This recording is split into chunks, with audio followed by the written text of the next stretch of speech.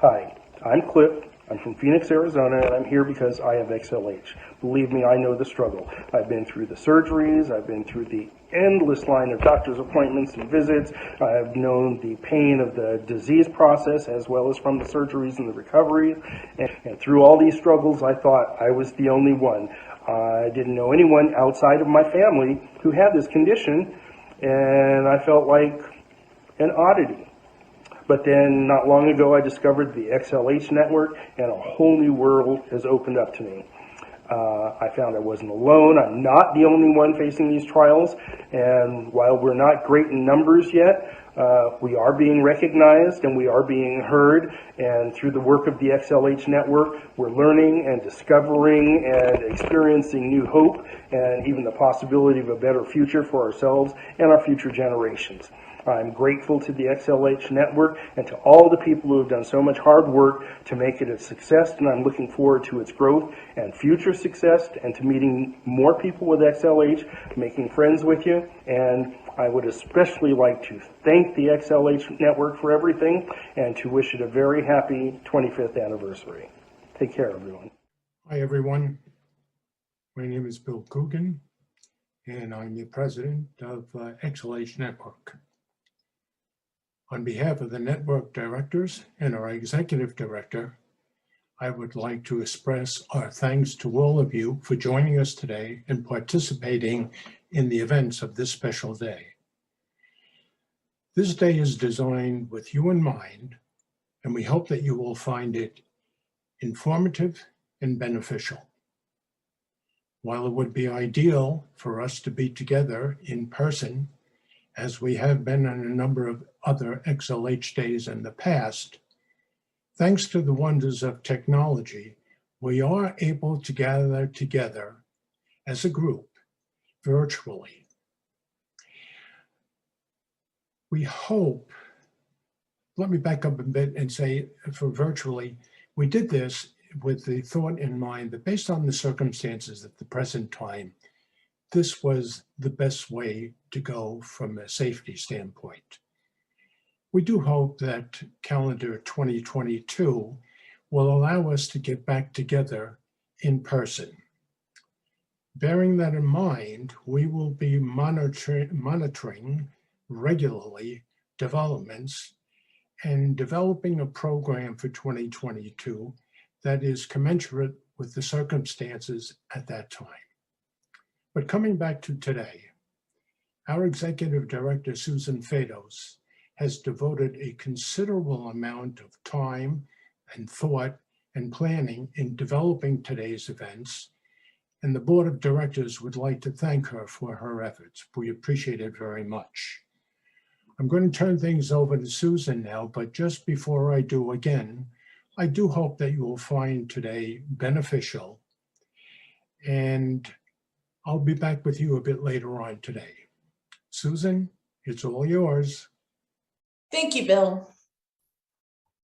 We are so honored to have with us today Dr. Ray Milcakis, MD, PhD, Chief Executive Officer, President, and a Director of Ultragenics, here for a fireside chat to kick off XLH Day 2021. For those who don't know, Dr. Kakis founded Ultragenics in 2010 to create a company uniquely built around meaningful engagement with patients and their caregivers to fully understand their needs. He has worked to advance the cause of rare disease treatment through advocacy on policy issues by founding and supporting the Every Life Foundation for Rare Diseases, a nonprofit foundation that is dedicated to the acceleration of biotech innovation for rare diseases through practical and scientifically sound improvements to development strategies, regulatory policy, and law. Dr. Kakis, thank you so much for being here today. We really appreciate your taking the time out of your Saturday to be here. Go ahead. Thanks for having me, Susan. Happy to be here. Great, we're happy you're here too. I'd love to kick off the conversation with a few questions, if that's all right with you. Sure, go ahead. Wonderful. So we're all aware of the burden and staggering number of rare diseases. As you well know, 1 in 10 people are affected by a rare disease. 400 million people suffer from a rare disease globally, and 95% of rare diseases lack an approved treatment. All of this makes what you've done in this space so amazing. And one of the things that I've always wanted to know is, could you share with us what research and how you were led to do research and develop a treatment specifically for XLH? Well, thanks, Susan. I appreciate that. Well, my history began as an MD, PhD researcher, ultimately working in medical genetics in the early 1990s. And at that time, there were so many genes being figured out for rare diseases that we actually finally had the tools to do something. And I was working on a disease called MPS1, developed a treatment for it, and it was the first ever treatment. And at that time, I saw the power of going after these genetic diseases where we knew exactly what was wrong and we knew perhaps a strategy and how to fix them. At the same time, in the 90s, I had two sisters who were affected by XLH, and they had several children each who were affected with XLH. And I would take care of these two families. They'd come together to clinic, and honestly trying to manage them with oral phosphate, vitamin D, and hopefully not hurt their kidneys at the same time trying to get their rickets in control. It was tricky. So I always remembered XLH from that time and how there has to be a better way. Fast forward some years later, I ended up leaving academia to really get the financial resources required to really invest in rare disease treatments. And through experience at BioMarin, and I was able to found Ultragenyx.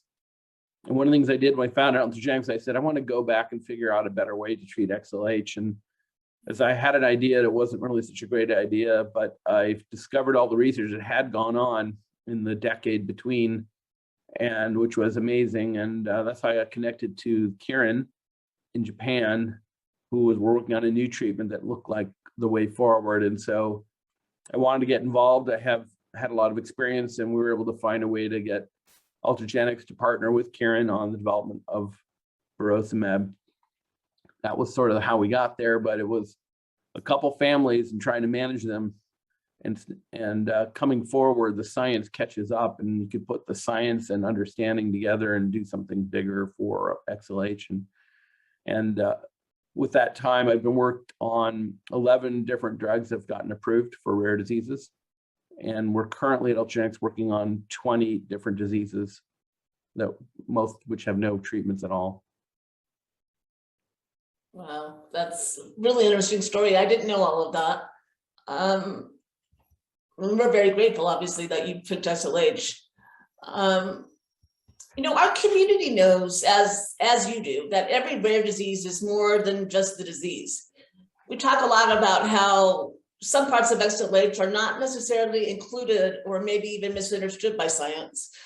For example, seeing the impact of the emotional and mental health components, as well as how XLH impacts family and social relationships, and in turn, how all of that impacts health. So I'm wondering what are the biggest things that you've learned what are the biggest things that you've learned or experienced during your time working with XLH?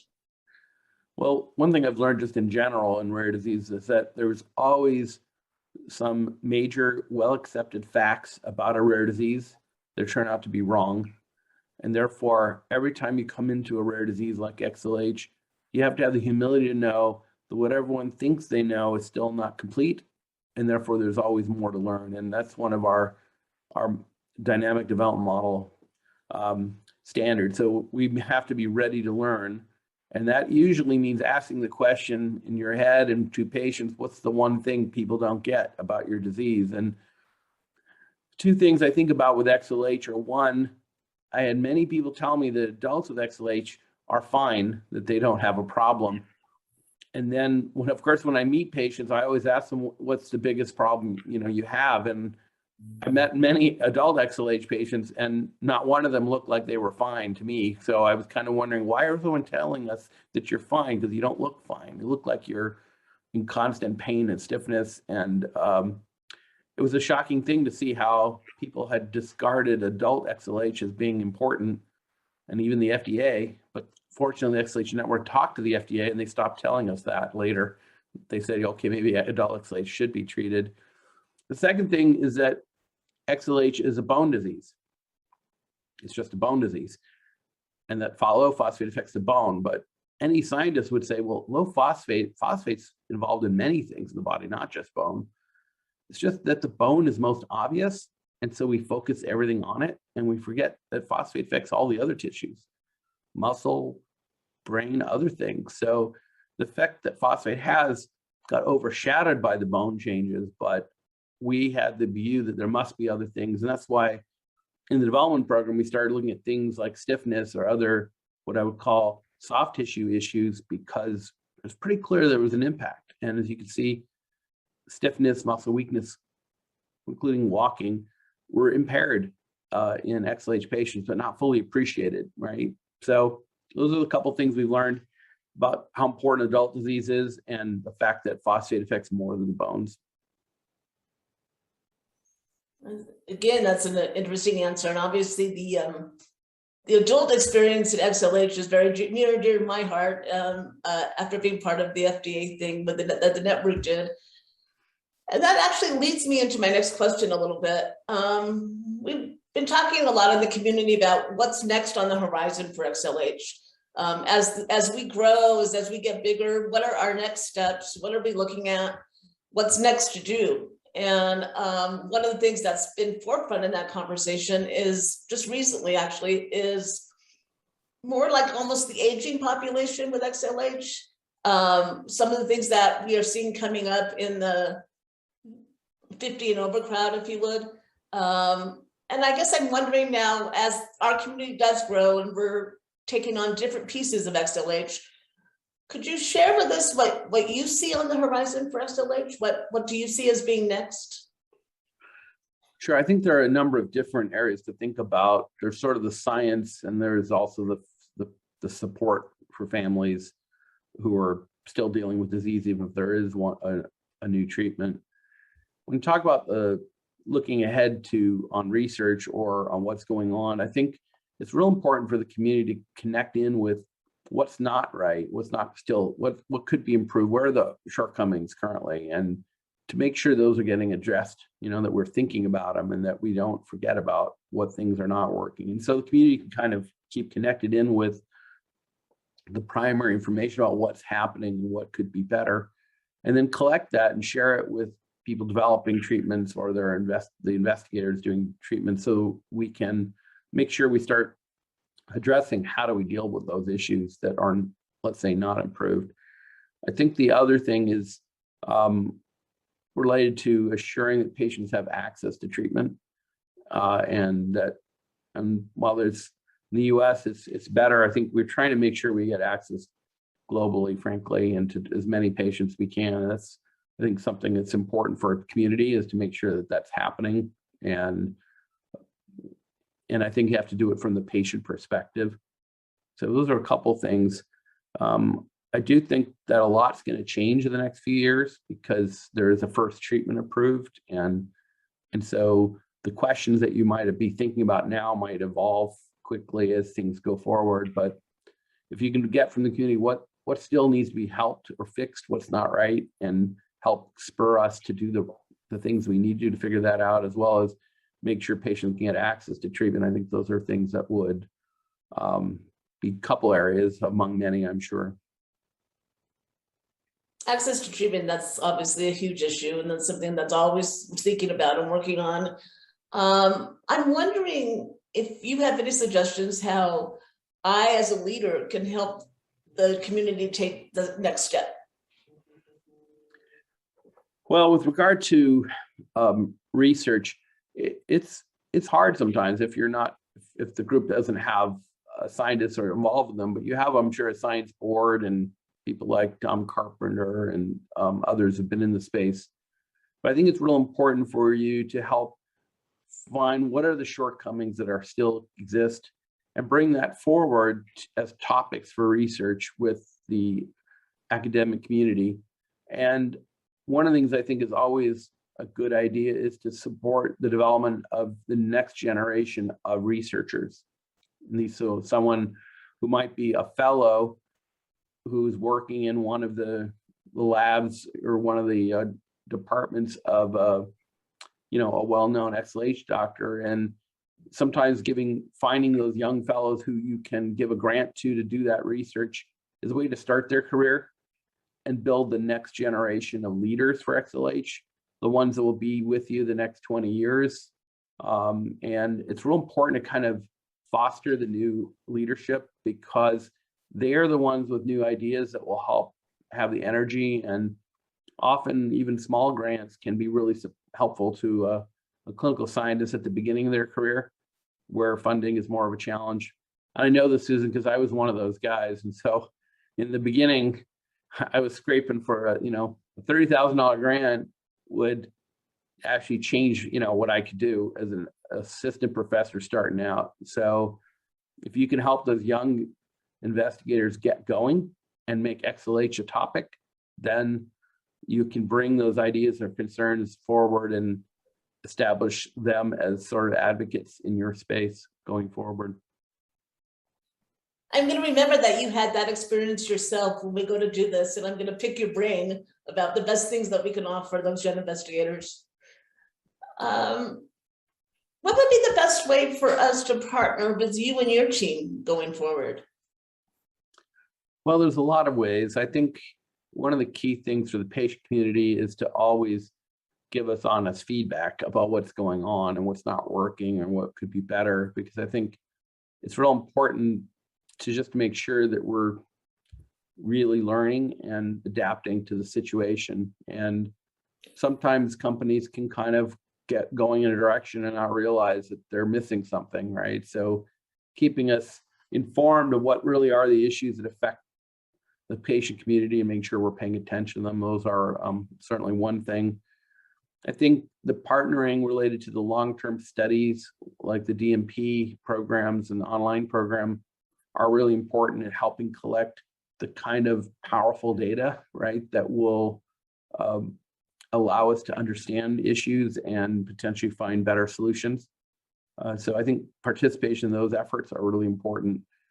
Right now, with as many people enrolled in that program, it's quite a powerful set of data, right? It'll be the largest set of XLH data ever collected, and it'll become the primary source of a lot of detailed information about patients. And so the participation in that program is really important, both the in-clinic version, which is enrolled, and then the online version, which would help us learn more about what's working or not working with XLH and its treatment. Thank you. Yeah, that is a very important part. And having that data is going to be so helpful to all of us moving forward. We have a few questions here from the community. I really like this first one. Let's pretend that we are in a post-pandemic world and that we're actually meeting in person. If you bumped into somebody at, a patient day or something who had XLH, what would you want to know? What would you find interesting to find out from them about living with XLH? What question would you ask? Well, I actually, we were going to a lot of conferences. I went to a lot of conferences for a number of different patient types of rare diseases. And I always ask one question, which is for people I randomly meet, which is, what's the one thing about your disease right now that you think you'd want to be better, right? That's not where you want it to be. What's the thing that really is the burden to you? And my hope in that is, by asking like an open-ended question like that, is to let them tell me, right? Let them teach me what's going on and not preload the question with my view of what do you think of this or what do you think of that. So when I've done that, I've generally found things that are usually surprising because they're not what you usually, and I used to deal with another population of patients called Morquio syndrome, which is a bone disease also. And I'd ask Morquio patients, what was their biggest problem? They have severe bone disease too. None of them told me about their bones. They all told me about other things. And it was kind of enlightening to learn that they had all these other problems that people were ignoring. Everyone thought it was just bones. So I think of that as XLH, the same thing. I kind of want to learn what those other things are. And if we can, it helps me realign my insight and understanding and allows the patient's voice to kind of get into my head and really change my thinking. Would you be willing to share sort of generically what some of those things are that people have told you? I'm curious because the things that come in my head are all the normal things, you know, the bone things, the hearing loss, the fatigue, those kind of things. Is there something different that you hear on a regular basis? Well, I mean, I touched on it before when I was meeting with some adults who were affected by XLH. They weren't actually complaining to me. They said, "Oh, I'm doing fine," but I would just watch them and we would, let's say, sit and have a conversation at a conference. And then I'd see them get up and I'd see them go through this process of slowly rising their body up to the top, kind of barely. And I say, "How are you doing?" "No, I'm fine." And I realized they're so used to feeling bad, they don't realize how bad they feel, you know? And that was kind of one of the first things is, and every time I met with someone, that was like the same thing, right? And it was like, they're not fine. And that's why I'd have to ask them, well, they're just so used to being not fine as baseline. So that would be the one thing I really saw in XLH is that people were missing a lot of bits of the disease. And so that's one thing. I think the other thing that I've heard a lot about is enthesopathy and how that really causes pain and troubles. And it's one of the more difficult things. And one of the things we need to figure out are what's going to happen over time with treatment. Is it going to get better? Are we going to prevent it? What's going to go on? It's one of those difficult problems. That is still kind of a bone thing, but it's really tendons, right? Tendons is one of those things people often forget about, but they connect everything. And so when they're not good, we're not good either. So it's really interesting. And that's another good point. The whole thing about living with a rare disease or with any illness and kind of not knowing what the norm is and just sort of assuming that life is like this. And it sounds like that's what you're hearing a lot of or what you're seeing a lot of. yes. What advice would you give researchers or physicians working within the rare disease space, specifically Xlh? Well, I generally try to advise people to not just believe all what the review articles say about a disease, but dive deeper and question things, because inevitably, even with the first treatment, we begin to learn a disease by doing treatment. The more specific and more effective the treatment, the more we begin to learn about the disease, what's really going on. And so in XLH, we have a view that it's this hormone FGF23 is high, if we block it, we'll raise the phosphate and everything should be fine. But is that the only thing that FGF23 is doing, for example? Are there other things it's doing?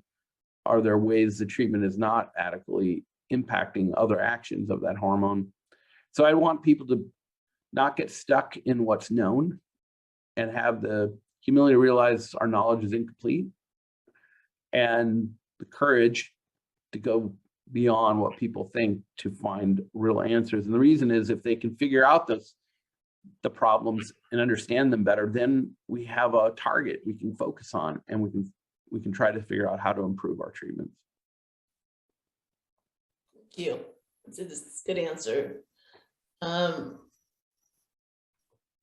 This last one that just came in is, I'll just read it. It says, if you could give one piece of advice to those living with XLH, what would that be?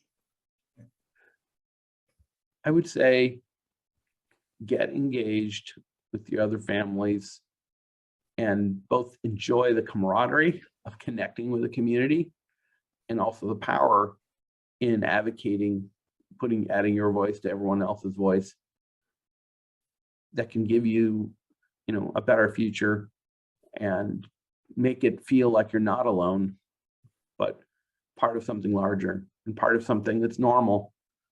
You have a disease, you're working on it, but everyone does. Everyone has something. This is your thing, but connect, advocate, and live. Very good advice. One other question that's sort of been on my mind is, and we touched a little bit on this earlier, is, reaching out to those families that may or may not know about the network or may not know about treatment or anything like that, and trying to get into some of the more rural areas of the country and engage those families that maybe haven't heard about XLH. Would you happen to have any suggestions or ideas about how to do that? Yeah, that's one of the hard parts, actually. You know, it's easy to get people that are coming into the cities and the big tertiary centers, but how do you find all the rest? Right. As a company, we actually have an entire field team of 40 people who are going out to outlining clinics and finding doctors that have 1 or 2 patients out and about. And we're trying to help find those people at doctors who are not really XLH doctors, who just happen to have a patient or 2. So that's one thing we're doing. I would say the thing that's probably more effective for the XLH network to do is to work on sort of the pedigrees and from people in your network connecting to people who are distant family members outside the network and kind of pulling them in, because most XLH patients will have, you know, on average 3 to 4 other people affected in their network. Have they connected with them? Do they know what's going on? I mean, that's like the first step, is connect with those distant relatives and others and find them. We think that would be another way. Finding the ones way out in the community are really hard, Susan, because it's hard to get connected, because you know, I'll give you one example. At Biomarin, we did a ad in, it was like People magazine for people with a particular rare disease, to try to see if, hey, if all the patients around were reading People, which a lot of people might, or friends of them were reading it, they say, hey, there's this thing, this ad here about it. We did that as a national ad, and we didn't find one patient through the ad, not one with that disease. So you can spend a lot of money doing what I would call searching like that, and it just doesn't come up right. So you got to find a way to connect more directly to people. And we do it through finding patients who are having lots of surgeries or have low phosphates or have physical problems that suggest it's XLH, and work through doctors to help discover which doctors are out there. But I think pedigrees would be the one thing that would be the easiest thing to do.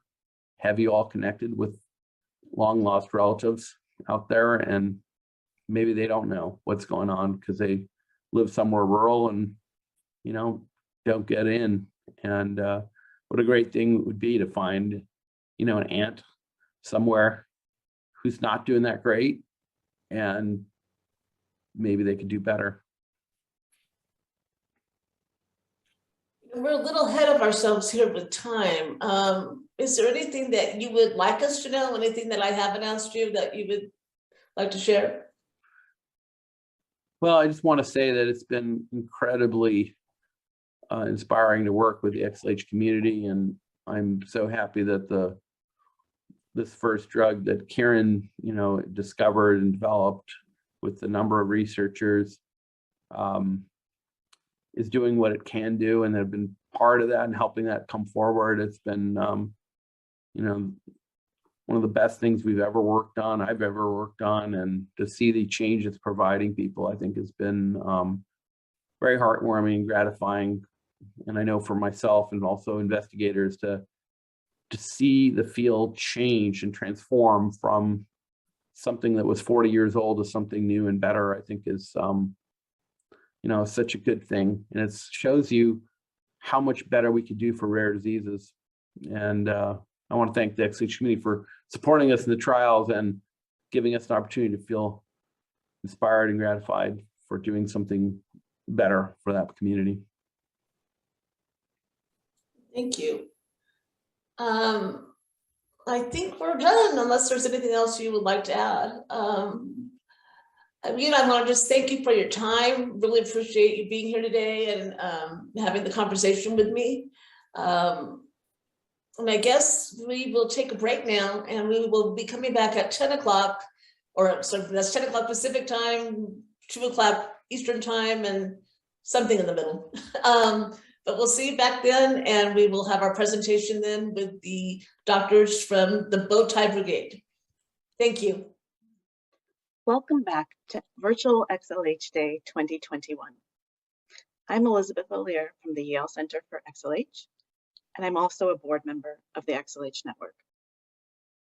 Today, I'm pleased to introduce 3 clinician scientists who have contributed so much to the research and the clinical experience of many patients with XLH.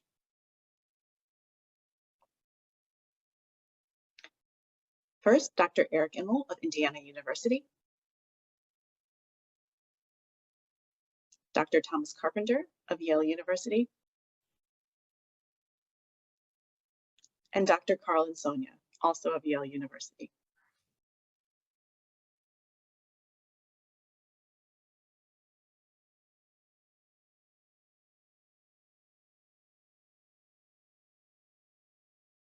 Hi, my name is Linda, and I too suffer with XLH. Dr. Immel is really the first doctor that I feel understands me as not just a patient, but as a human being. Dr. Immel's clinical and research focus is on bone and mineral disorders, especially rare disorders such as XLH and other hypophosphatemic disorders and rare metabolic bone disorders. His unique background includes dual training and certifications in both adult endocrinology and pediatric endocrinology at the Indiana University School of Medicine and Riley's Hospital for Children. In introducing Dr. Immel, I want to say thank you, and you are not just my doctor, but you are now my friend. Thank you.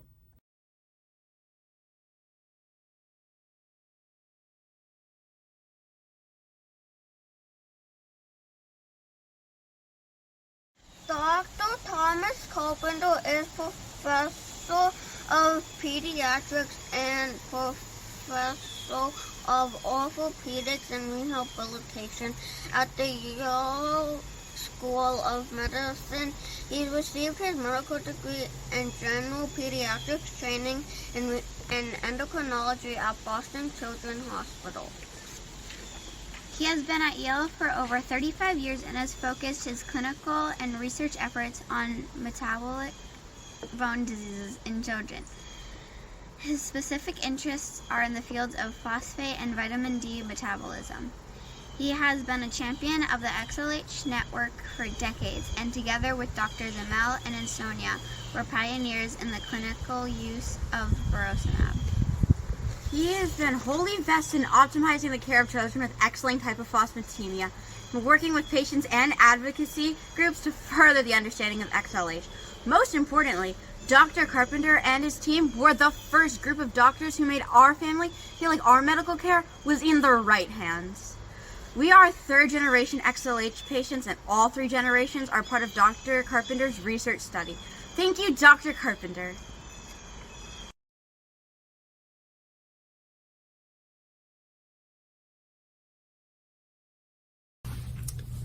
Hello, my name is Ramon Reyes. I'm from Brooklyn, New York, and I have XLH. I'm honored to have been asked to introduce to you the next speaker for today's virtual XLH Day. He is the Ensign Professor of Medicine and Endocrinology at Yale University School of Medicine and a Fellow in the American College of Physicians.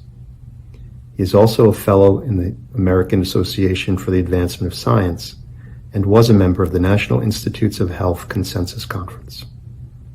He is recognized internationally as an expert in the field of metabolic bone disease and has published widely on the topic in the field's leading scientific journals.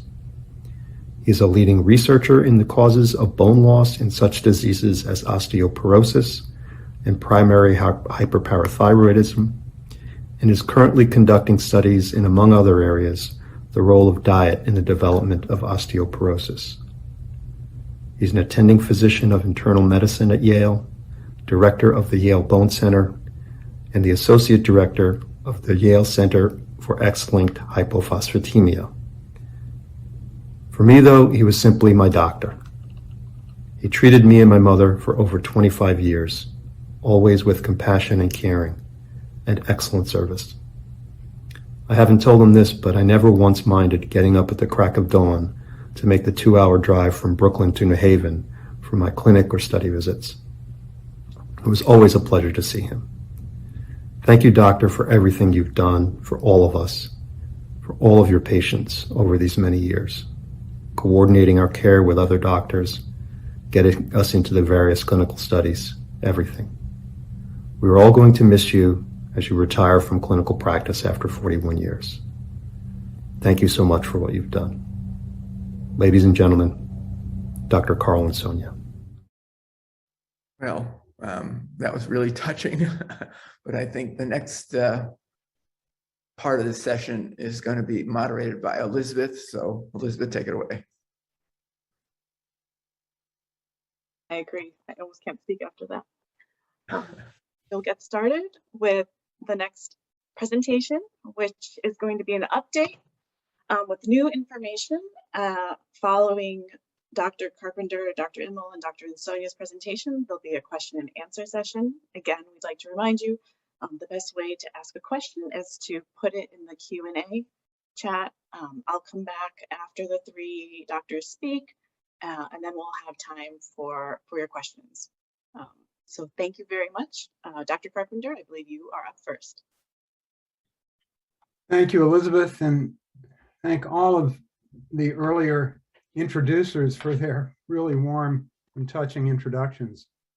I am here today to talk to you about some updates in XLH, some of which have been recently presented at the bone meetings that were held both virtually and in person if you went to San Diego. And one of these presentations had to do with an orthopedic analysis of skeletal deformities before and after treatment of Burosumab. One of the things that I think everyone is used to dealing with in the childhood ages with this disorder is what the orthopedists like to call a pediatric angular deformity. The alignment, as you see in the panel on the left here, is off kilter, and the mechanical axis of the skeleton is impaired. And this creates the problems with gait that are so typical of this period.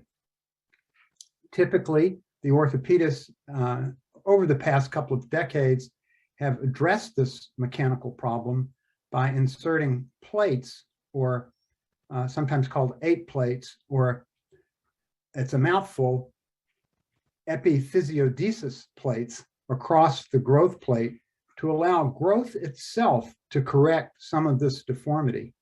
And you can see how in the right panel, after the guided growth surgery is done and the plates later removed, how this axis has improved. So if you have a more severe, if you don't correct this, you'll move to a very severe deformity, and these can be part of what generates the arthritic problems of adulthood and even more pain.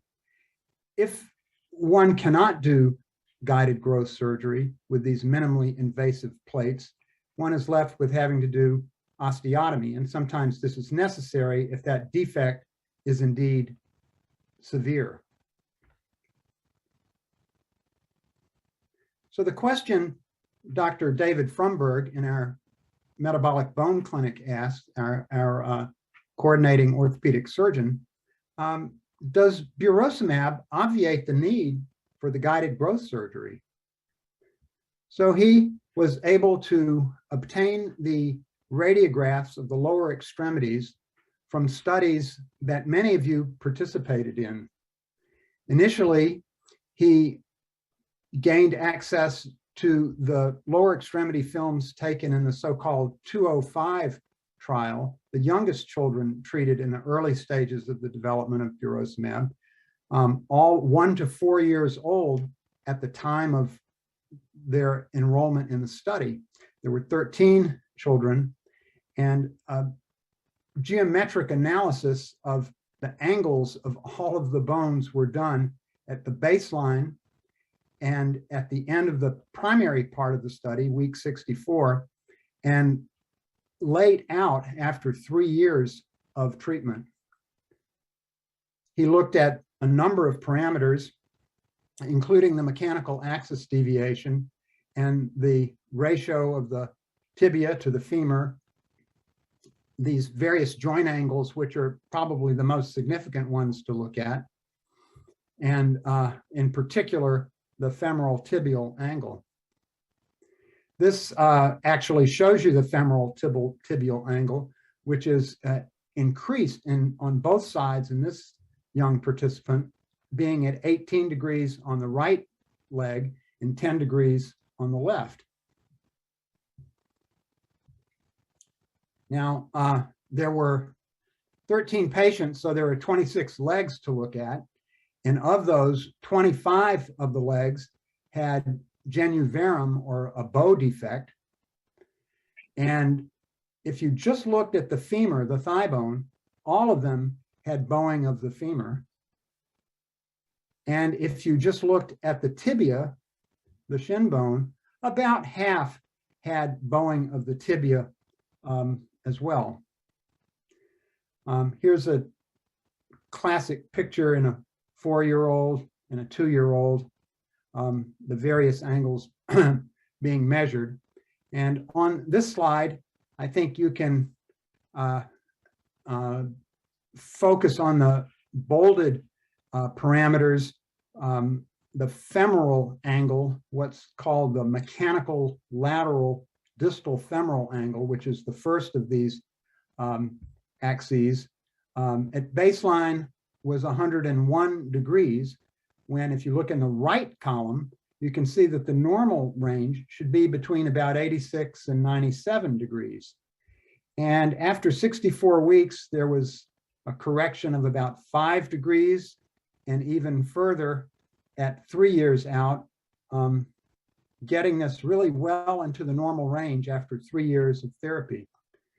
In the proximal tibial angle, one can see that the target range is 86 to 92 degrees. These were a lower degree angle at baseline, and increase progressively with approximately an 8% correction after 160 weeks. As I mentioned, the most striking of these angles in terms of clinical effects is the femoral tibial angle. And these are to be really close to neutral, near zero, with a range typically in the normal population of -4 degrees up to positive 6.4 degrees. And you can see how it's quite marked, almost twice the normal range at baseline in this group at 13 degrees. But by week 64, this had come down by nearly half and was within the normal range at that time and approximating the middle of that normal range after 3 years of therapy. Here's an example of that. You can see, in fact, that at week 160, there's almost a slight degree of overcorrection, although both of these parameters are still within the normal range. So the question then comes up is, well, what happens with the normal therapy? So Dr. Fromberg was able to procure from the study and data banks the data that were obtained in the lower extremity x-rays of the Burosumab versus conventional therapy study that was led by Dr. Immel. And one can see a comparison here at the 64-week point, the early point. He only was able to get data through week 64. And we'll focus on the tibial angle here, which I believe is on the next slide. Well, we'll get to that. in which if you looked at conventional therapy, the baseline was at 10 degrees to start with. It moved down somewhat to 9 degrees, technically a 23% drop, approximating but not getting quite into the normal range. Also in this time frame, the Burosumab group decreased, but their baseline was substantially higher. They had a wider angle at 15.5 degrees, corrected to 8.6. If I go back to the slides we went over, in almost all of these categories, there was improvement with both the conventional therapy as well as Burosumab, but with a greater effect, not statistically significant with these small numbers, but with a generally closer to normal effect in the Burosumab group. We're waiting to see what the analysis will be as the data come in from analysis of the 3-year treatment in these groups.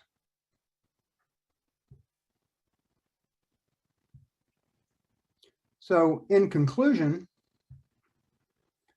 Burosumab resulted in improved lower limb alignment after both the initial period of 64 weeks and after the 3-year period. That you can actually get that neutral alignment with endocrine correction alone, so that medical therapy, one way or the other, should be initiated in children with XLH before considering surgery. And further long-term studies need to be done to assess what the long-term outcome of these approaches are. I'm going to move on to another poster that was presented at the ASBMR having to do with gene therapy for X-linked hypophosphatemia. This was done in mouse by a French group that was out of many labs, but our collaborator Agnes Linglart was a large part of the thinking behind this study. So we know that the mutation in XLH is FEX. It gets very complicated to try to solve the mutation in FEX, and gene therapy does not necessarily have to address that particular gene, interestingly. We know from prior work done that if you give infusions to the mice with XLH of the FEX protein, that it doesn't really do much. So let's go back to this mediating protein, FGF23, that we inhibit with the current therapy of Burosumab. We know that it's an intact, it's secreted with a signal peptide, and then it's turned into this intact hormone with an N terminus and a C terminus, an early end and a late end that are in the circulation, and that it is necessary for this to be intact to work on the kidney. But enzymes in the blood and elsewhere break this intact hormone, intact FGF23, into 2 fragments, an N-terminal fragment and a C-terminal fragment, both of which are inactive. But in addition, the C-terminal fragment is not only inactive, it can inhibit the actions of FGF23 when it is full length. And this data was shown some years ago in a mouse and rat study in which rats were infused with the C-terminal fragment itself, shown in the far right. We can just pay attention to the top panel here, and you can see the serum phosphorus levels increase from a lower baseline to a higher level after several minute partial hour infusion. Now, if you give the full-length FGF23, everything, as you would expect, goes down. The mean levels shown in the little black dots on either side of the lines. So we know that the C-terminus can act as an inhibitor. So in the mouse model that was done for this gene therapy experiment, a a mouse with a mutation in FEX was used. A vector, which is provided by a virus and is targeted in the body to the liver after you make this vector, was made, and it expresses only that inhibitory fragment of FGF23, the so-called C-terminal fragment. So the liver essentially is directed by this vector to be a factory for making C-terminal FGF23 and pushes it out into your bloodstream. These mice were given an injection of this adenovirus vector at 1 month, 1 injection, and the blood, bones, and kidneys were all looked at 4 months of age. And what they saw in the kidneys were that the expression of the phosphate transporters increased, as would happen if you had less FGF23 activity. The bones had less osteomalacia, as you would expect.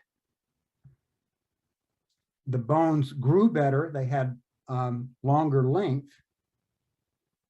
And also, interestingly, they reported improvement in arthritic features of a joint in the hip, the sacroiliac joint, where your lower spinal column interdigitates with your pelvis. And that data is shown here. On the left, you can see a normal spinal column articulating with these wings of the hip bone and of the hip bones. And then in the XLH mouse, you can see how these wings expand and have an irregular cartilage area, and the space within that cartilage is a little ratty and less well-defined. And in those animals that were exposed to FGF action inhibition by constantly being exposed to this liver produced C-terminal, don't entirely normalize, but they certainly look a lot more like the wild type mouse than they do the XLH type mouse.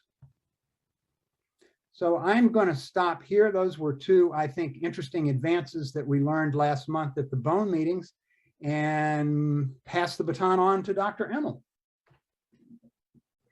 So one of the questions that that comes up often is, what are some important neurologic complications of XLH? We've talked a lot about bone complications. And one thing I would say is, maybe these are interpreting neurologic broadly, but I think these are still important additional issues in the setting of XLH. Next slide. The other question I was going to address was, how many different mutations or variants cause XLH? Next. So this was an abstract that we presented at the ASBMR. It was actually presented by Dr. Jandever, who was this year's ASBMR president. And it's about neurologic and psychiatric manifestations of XLH obtained through our large longitudinal cohort study. Many of you are probably participants in this study, and it's referred to as the XLH Disease Monitoring Program. Next. Actually, go ahead and just click the next couple of things. So there were 287 children and 364 adults from 36 sites in 6 countries, both in North and South America in this study. And it's going to be a 10-year study. This is basically baseline time period data. Next. So among the features that people have often not thought of in XLH is something called a Chiari malformation. So this picture sort of shows you what a Chiari malformation is. This is an image, a drawing of what the brain looks like. That little fuzzy looking part in the back is called the cerebellum. And in a Chiari malformation, a little bit of the cerebellum sticks down below the opening at the base of the skull, along beside the spinal column. And that can cause compression of the cerebellum there. It can also cause headaches.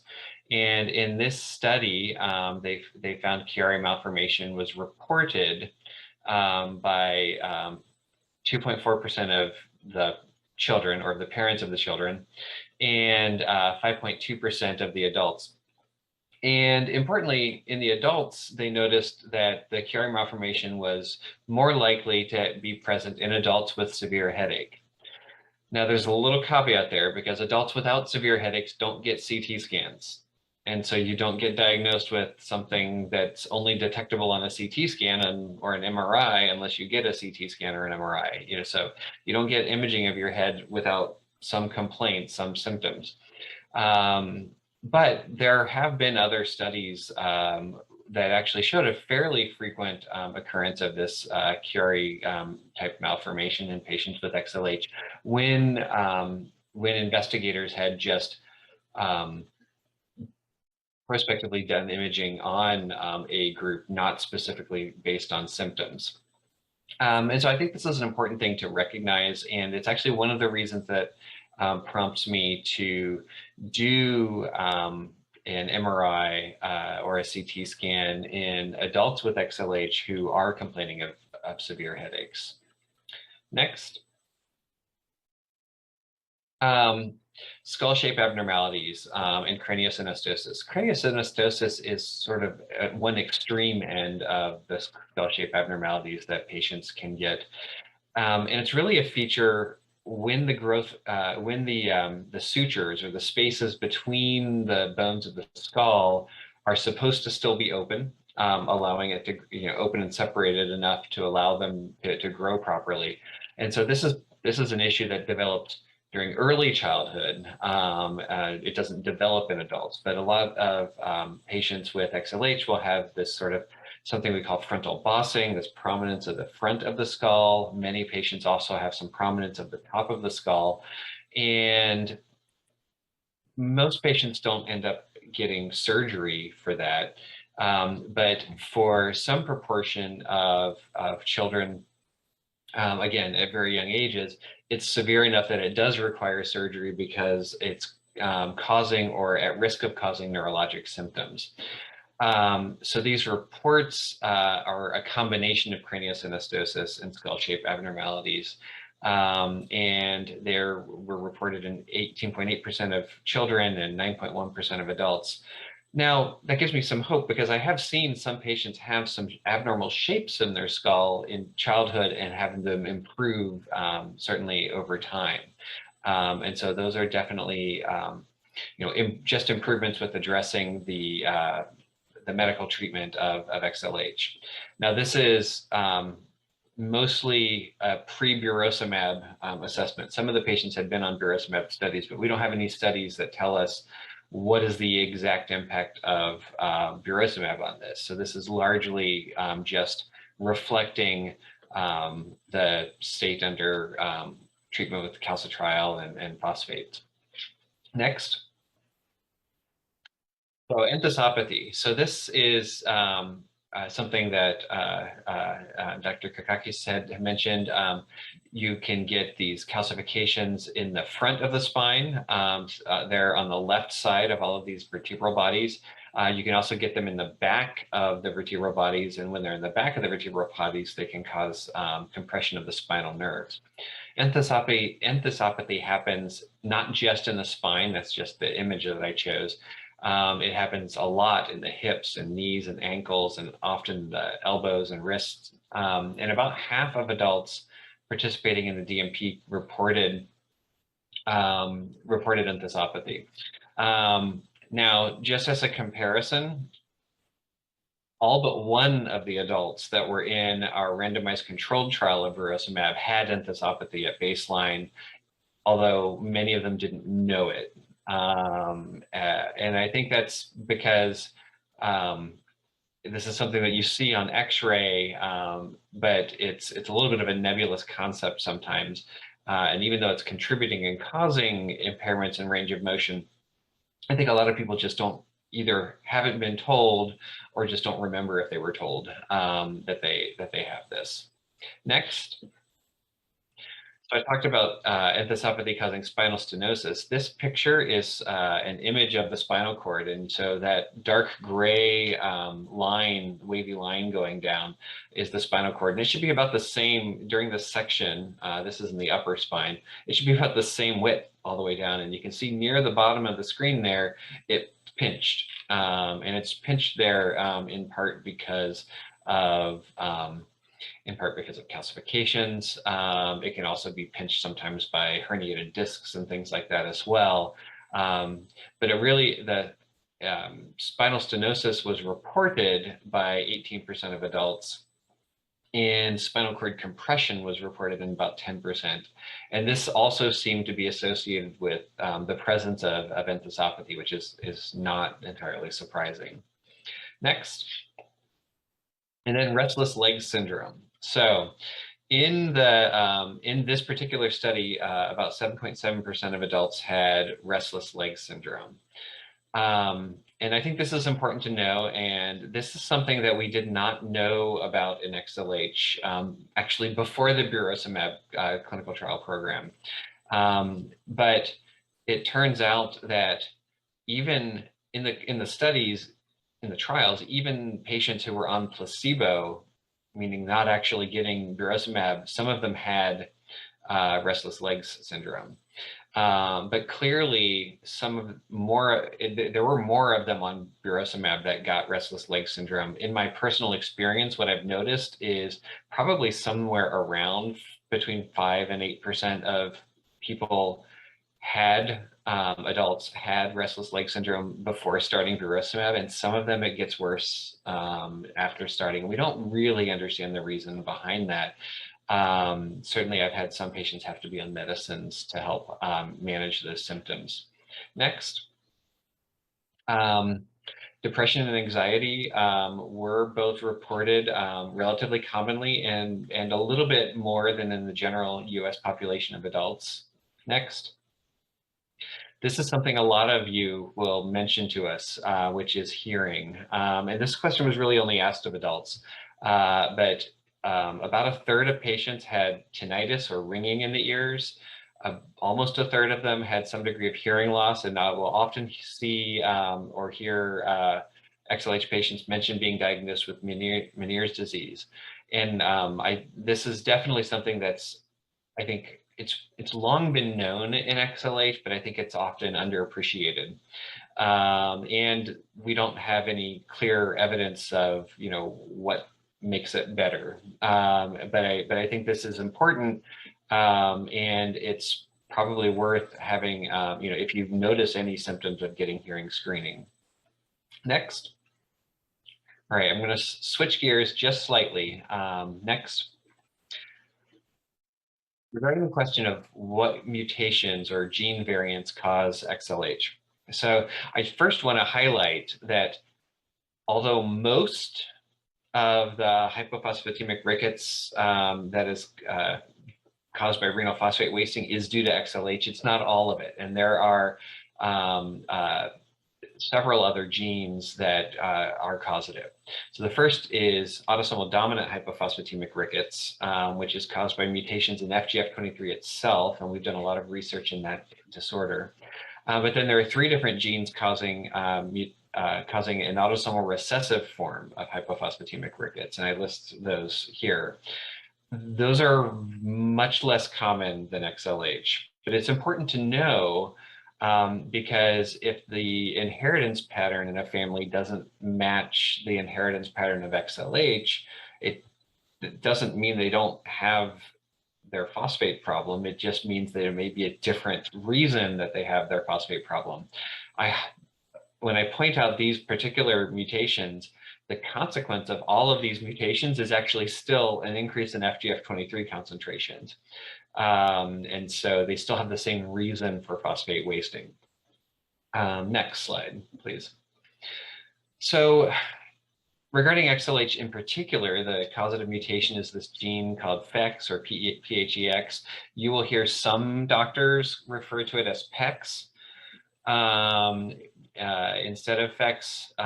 That's an artifact from the original paper that published it, actually called it PEX, but there's this international nomenclature committee that decided that there was another gene with that name, and so they had to modify it.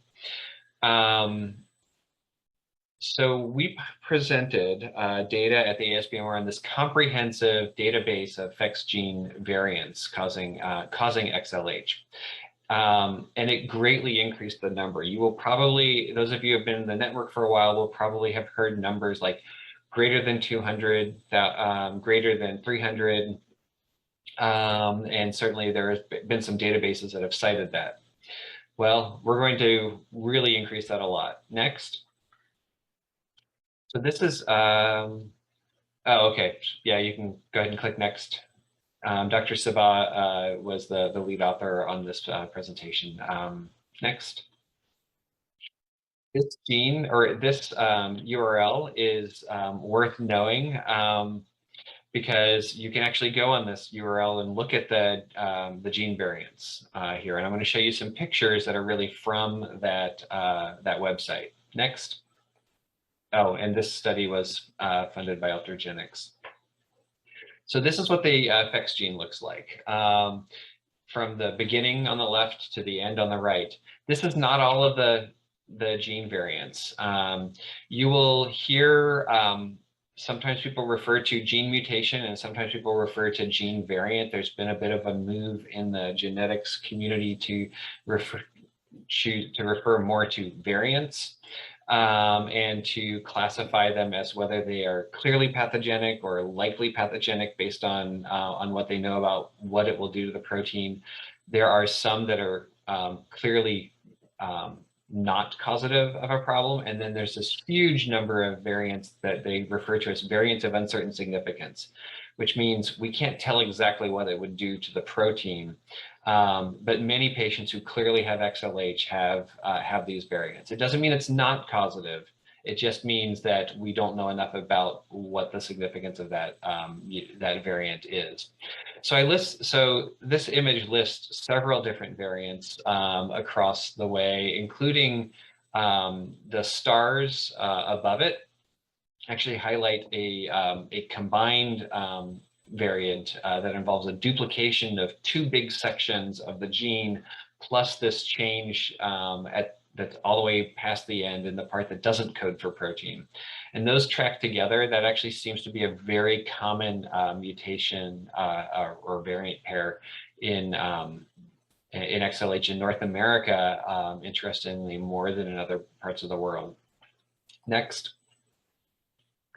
So this is sort of the big punchline here, is that we've gone from something over 300 to something over 870 because there have been additional ones since the study to show that there are a lot more variants. You can see they're not all in one spot.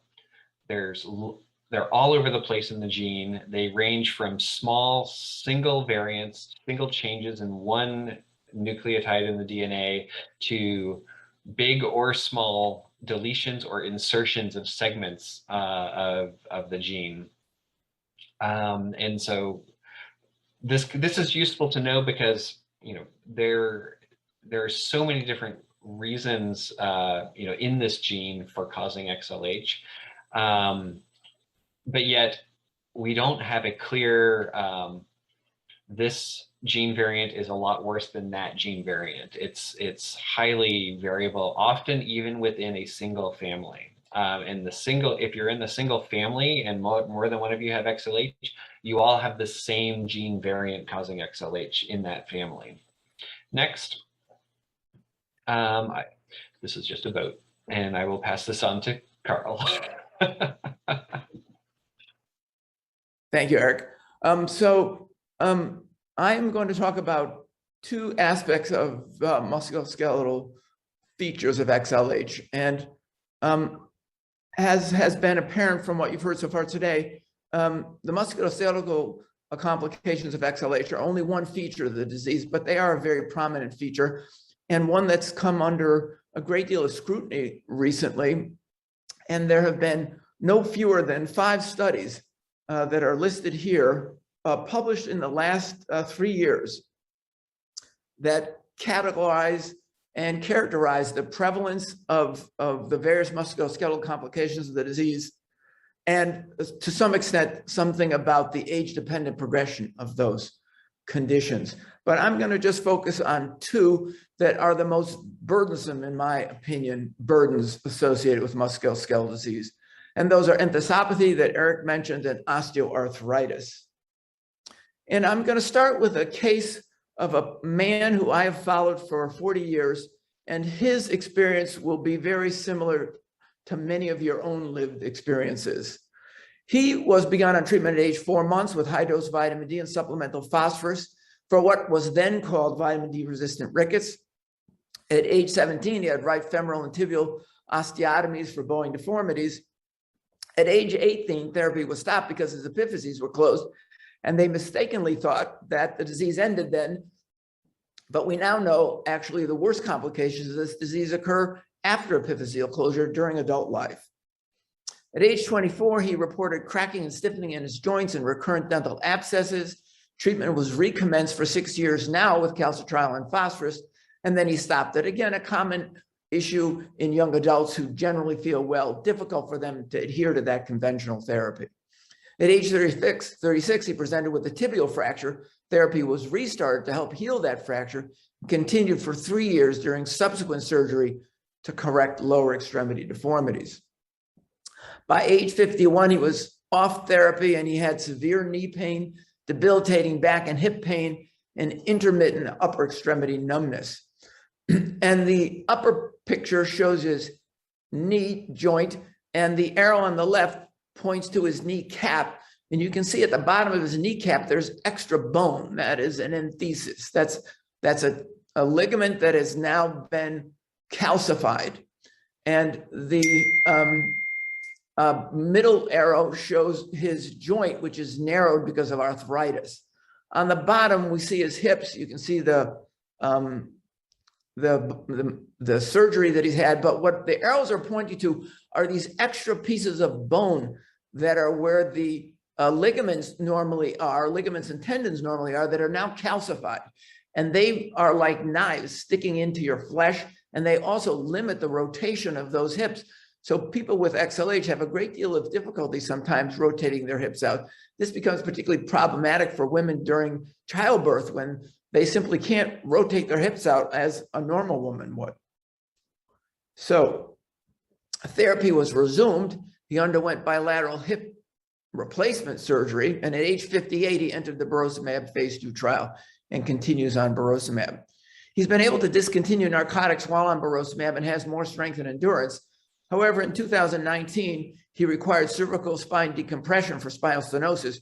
You'll recall he was having intermittent numbness in his upper extremities, and that got worse. So let's talk about this enthesopathy. As I just mentioned, this occurs in, and as Eric mentioned, it occurs in multiple sites. We see it here in the hip, these spinous extensions that are calcifications of ligaments and tendons that limit the range of motion of joints. And we can see it in the elbow. And one of the earliest places we see it is in the heel, at the Achilles tendon, which is at the top of the heel bone, becomes calcified. We can see that as early as 18 months of age. You can see there's a nasty looking spur in the bottom of the heel of this person, and that often leads to chronic heel pain. And as Eric mentioned, this can occur in the spine. These spinal ligament calcifications are really not well understood. The ones in the anterior spine shown here limit the flexion of the spine and restrict someone's ability to bend forward and bend back. But the most concerning are those in the posterior longitudinal ligament, because as Eric pointed out, they abut the spine and can actually encroach on the spine. He actually had a patient who did not know that he had spinal posterior ligament calcifications, got knocked down by a wave while swimming in North Carolina and was paraplegic because of spinal compression of a cervical spine and had to have emergency surgery.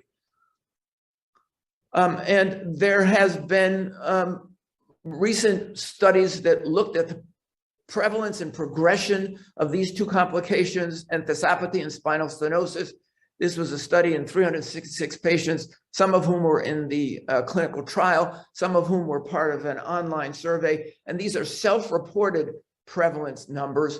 So even by young adulthood, 16% of patients had enthesopathy and 9% knew they had spinal stenosis. But as has been pointed out, often it's asymptomatic for quite a long period of time. By mid-adult life, nearly a third of patients had known enthesopathy and spinal stenosis by their own reports. So we don't really understand the pathogenesis of enthesopathy, and there are sort of two schools of thought. One is that this is a biomechanical response to impaired tissue quality. The enthesopathy reflects a response to an altered bone matrix, and the enthesophytes normalize the strength of the tendon at the expense of impaired range of motion. So that means your body's trying to attach this tendon or ligament to bone that is like putty, and it can't make a good purchase. And so to correct that, the tendon calcifies and improves that attachment, but as a consequence of that, your range of motion becomes limited. And there are experimental data from a group at Quinnipiac University and Yale in Connecticut that argue in favor of this hypothesis.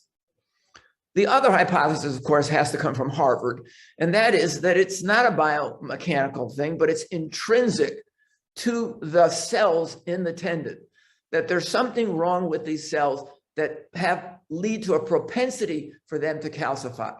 And they have shown in experimental models that there is a genetic variance in those cells, and that genetic variance can be corrected with high-dose 125 dihydroxyvitamin D, and to a lesser extent with Burosumab. And they argue that we are to a certain extent missing the boat because they think that we need to add vitamin D therapy in XLH, and perhaps we can talk a little bit more about that in the question and answer period. So what about the spinous ligament calcifications? Another very mysterious complication. And there are two studies I want to mention that may or may not shed light on that. One was a large study from Japan that involved 93 patients. None of these patients had XLH. 93 patients who had posterior ligament calcification and 63 controls. And what they found, shown in the panel on the left, in the lower panel on the left, is that there was a relationship between blood phosphate and the severity of the spinal ligament calcification, such that the lower your blood phosphate got, the worse the spinal ligament calcification was. And more importantly, they looked over time at the progression of the posterior ligament calcification, and they found that those individuals who progressed had higher levels of FGF23. So when I heard this presentation a couple of years ago, I got all excited. I said, oh, this may be a big insight into the mechanism of spinal ligament calcification in patients with XLH, because obviously they have elevated FGF23 levels. But Eric pointed out a paper to me recently that tends to argue against that, although I think these data are weak. This was a study in patients now with XLH, some of whom who did have a posterior ligament calcification and some who did not. And what they found was that there was no difference in the levels of serum phosphate in those who did have the calcification of the spinal column versus those who did not. In fact, the FGF23 levels you can see on the last line of this column were actually higher in the patients without than the patients with it. But as I said, I think this is a limited study for two reasons. Number one, they had only 5 patients without spinal ligament calcifications. And more importantly, the ages were vastly different in the two groups. They were 44 years old in the patients with the calcifications and only 24. So they were not well matched. So I think it still remains an open question whether FGF23 is directly contributing or at least associated with the pathogenesis of these entheses. And then there was this new presentation at the Convocation of the Boneheads in San Diego, which I think is fascinating because it might provide some molecular insights into the mechanism by which this occurs. And they did what's called the genome-wide association study, which is a method by which you take many, many people who have a condition, and then you look at their entire gene panel and look for the genes that are more highly changed in the patients who have the disease versus those that don't. And so they did this for a large population of patients with this posterior longitudinal ligament calcification. And they found this gene called R-spondin2 that was changed in the patients who had the calcifications. Now, again, these are not patients with XLH. And what they found was the cells that express this gene have the potential to form tendons and interact with cells that form cartilage and tendons. So these are not your run-of-the-mill cells in the tendon. They have potential to do other things. And interestingly, they found that R-spondin levels were significantly lower in the tendons of patients who had spinal ligament calcification than in the tendons of patients who did not. And then perhaps the most interesting part of their study was that they took a mouse model of calcification. Now, this wasn't necessarily spinal ligament calcification, this was calcifications per se. And they showed that when they overexpressed, when they made the mouse have high levels of R-spondin, those mice did not calcify, suggesting that R-spondin is protective against spinal ligament calcification. And so the obvious question now becomes, what are R-spondin levels in patients with XLH? And it's something that should be relatively easy to answer, I think. So the other complication I want to mention is osteoarthritis, a very common complication of XLH. On the left, we see two knee joints. The one on the far left, you can see there's a black line between the femur bone on the top and the tibia bone on the bottom. And that black line is where the cartilage is. You can't see it on X-ray, so it looks like a nice, clean black line. On the right, you see this person's left leg, and you can see that that line has disappeared. So this person has bone pressing against bone. And you can also see that their left tibia is deformed. And so probably biomechanical forces led to the accelerated osteoarthritis on that side. And here on the right side, we see a hip of a patient with XLH. Again, there should be that nice black rim between the ball of your femur and the acetabulum where it sits. And you can see the bottom of that curve, that black line has disappeared. And again, this is a person who's experiencing so-called bone on bone. So osteoarthritis is incredibly common in adults with XLH. By your 40s, more than half patients know they have it. And by your 50s, more than 60, nearly 70% of patients know they have osteoarthritis of the hip, of a joint. So again, do we have any insights into the mechanism? Well, clearly there are multiple factors. As we've talked about, bowing and knock-knee deformities of the lower extremities puts unusual force on the joints of both your hip and your knee, and that can lead to accelerated arthritis. Unfortunately, people with XLH have difficulty exercising, so they often gain weight. That puts extra stress on the bones. But the question remains, is there something intrinsically abnormal about the articular cartilage in XLH that maybe predisposes people to arthritis? And it turns out that glistening surface of articular cartilage that we see when we look at a chicken bone is actually a complicated structure that has multiple different zones. And that's shown in the pink side of this slide. And there's a superficial zone, transitional zone, deep zone, and then this very important tide mark zone. That tide mark zone is partially calcified cartilage. Kind of interesting because it's reminiscent of what you see in tendons. But that tide mark zone is very important because it represents a buffer between the cartilage and the bone. And the bone underneath is very important to maintaining the health of your articular cartilage. And that buffer then allows the bone underneath to be shielded from that tremendous force that's applied on your knee joint when you walk or jump or jog.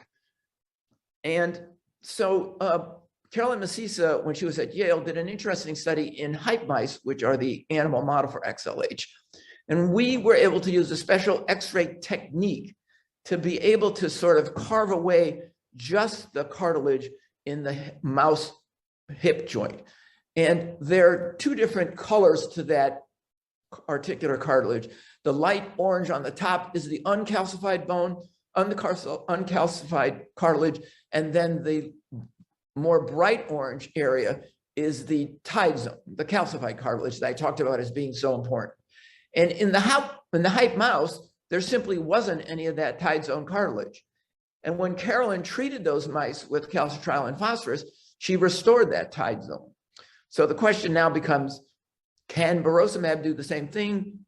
And if we do this, do we help delay the advance of osteoarthritis? So Burosumab, as has been pointed out, is an interesting drug because it blocks the excess FGF23. It doesn't bind all the FGF23 in your blood. That would not be a good thing. It just blocks the excess FGF23. And when it does that, we know from our trials that it normalizes the serum phosphate or markedly improves it, and it corrects the low levels of the active form of vitamin D. And what osteomalacia is the critical histologic finding in bone. So in normal bone, you have a little bit of unmineralized bone called osteoid. That's the soft putty-like stuff. But that rapidly forms new bone that then matures to old or more mature bone. In XLH, you can't mineralize that osteoid, so it builds up like a glacier on top of your bone. And you can't then mineralize it to form new bone, so you have less new bone, you're left with the same old bone. But the big problem is you have this structurally poor osteomalacia all over your bones. So we know that when we give Burosumab for 48 weeks, we reduce the volume of that osteoid that's shown in this graph here to the right. It doesn't completely normalize it, but it reduces it by 50 to 70%. And that presumably is part of the mechanism why fractures heal so rapidly. Again, I'm sure this slide is familiar to many of you. This is one on the far right, showing the rapid healing of fractures in the first 24 months of the randomized trial. In the blue line, the patients who did not receive the active drug did not heal their fractures. And then when they crossed over to active drug, both groups continued to heal rapidly. But will Burosumab prevent enthesopathy and lower the risk of arthritis? We don't know, but there's some hope. If Burosumab prevents the lower extremity deformities in children, as Tom's data really elegantly showed, that should help reduce the risk of osteoarthritis in adults because it helps improve the alignment of the lower extremities. If it improves the tied zone calcification in humans like conventional therapy did in hype mice, that might help prevent the osteoarthritis as well. A key feature of bone in XLH is the failure to mineralize the bone around osteocytes, even with conventional therapy. And this has been suggested as evidence that correcting the serum phosphate and 125 levels don't completely cure the disease. On the right is shown a picture of your cortical bone. Cortical bone is living tissue, and buried in it are these bone cells called osteocytes that are entombed in these little lacunae, these fluid-filled lacunae. And around those lacunae, bone is normally mineralized. But in XLH, it's not normally mineralized. In fact, there's cartilage there, or unmineralized osteoid rather. And it was thought that it was refractory to conventional therapy. And initial suggestion was that it was refractory to Burosumab, but there was a paper at the ASBMR this year that said that the size of the periosteocytic lesions was variable, but lower in patients treated for 48 weeks with Burosumab than in untreated patients, although it was higher than in healthy normal individuals. So if the cause of the enthesopathy is soft bone that doesn't allow for strong mechanical tether for ligaments, then perhaps Burosumab will correct the soft bones enough to prevent this complication. But while we're waiting to find out, patients continue to indicate sustained benefit from Burosumab. This is 96 weeks of follow-up of the phase 3 trial. And again, the blue line is the patients treated with Burosumab for the entire trial. The green line are those who switched over. And we're looking at physical function, pain, and stiffness by self-report using this parameter, the Western Ontario McMaster's Arthritis Index. And both groups showed continued and sustained improvement in physical function. Going down actually means a better physical function, less pain, less stiffness. And the 6-minute walk test that was familiar, I'm sure, to many of you, showed improvement. And again, improvement sustained with Burosumab, catch up with switch over to Burosumab. But the important point is people continue to show sustained improvement. So in the Burosumab area, an era, because it's a new era, uncertainties remain about the course and treatment of musculoskeletal disease in adult patients with XLH. The etiology of the osteoarthritis and enthesopathy, if it has a biomechanical basis, will Burosumab prevent this devastating complication? How do we treat the restless leg syndrome that Eric mentioned that occurs in some adults with XLH, both with, but more frequently, both without, but more frequently with Burosumab? What about the back pain that's sometimes experienced with the initiation of therapy with Burosumab? We desperately need a prospective study of spinal ligament disease because it's asymptomatic for too long, and we need to know whether Burosumab is preventing this or not. And the only way we can do that is with very sophisticated imaging. Do we stop therapy when growth plates close? Well, I think we pretty clearly know that that's probably not a good idea, at least in my opinion. Should we change to adult dosing when growth plates are closed or when children turn 18? And should there be a drug holiday in young adults with XLH? And finally, should every young adult unconventional therapy be changed to Burosumab? And this is something I face a lot because I have young patients who are doing perfectly fine on a calcitriol and phosphate, and I really struggle with whether or not they need to all switch to Burosumab. So on behalf of my other two colleagues, thank you very much for your attention. So I think now we will have plenty of time for questions. I see that some have come through the question and answer box, but I'll give everyone a minute. I know there was a lot of information presented and so much for us to continue to think about. And even though we have made such amazing advances in the care and treatment of XLH, there's so much more to do. So I think we'll start off with a question that has been on many people's minds, and I know that this happens every time we talk about the poor mineralization or the osteomalacia. This question is for Dr. Insomnia.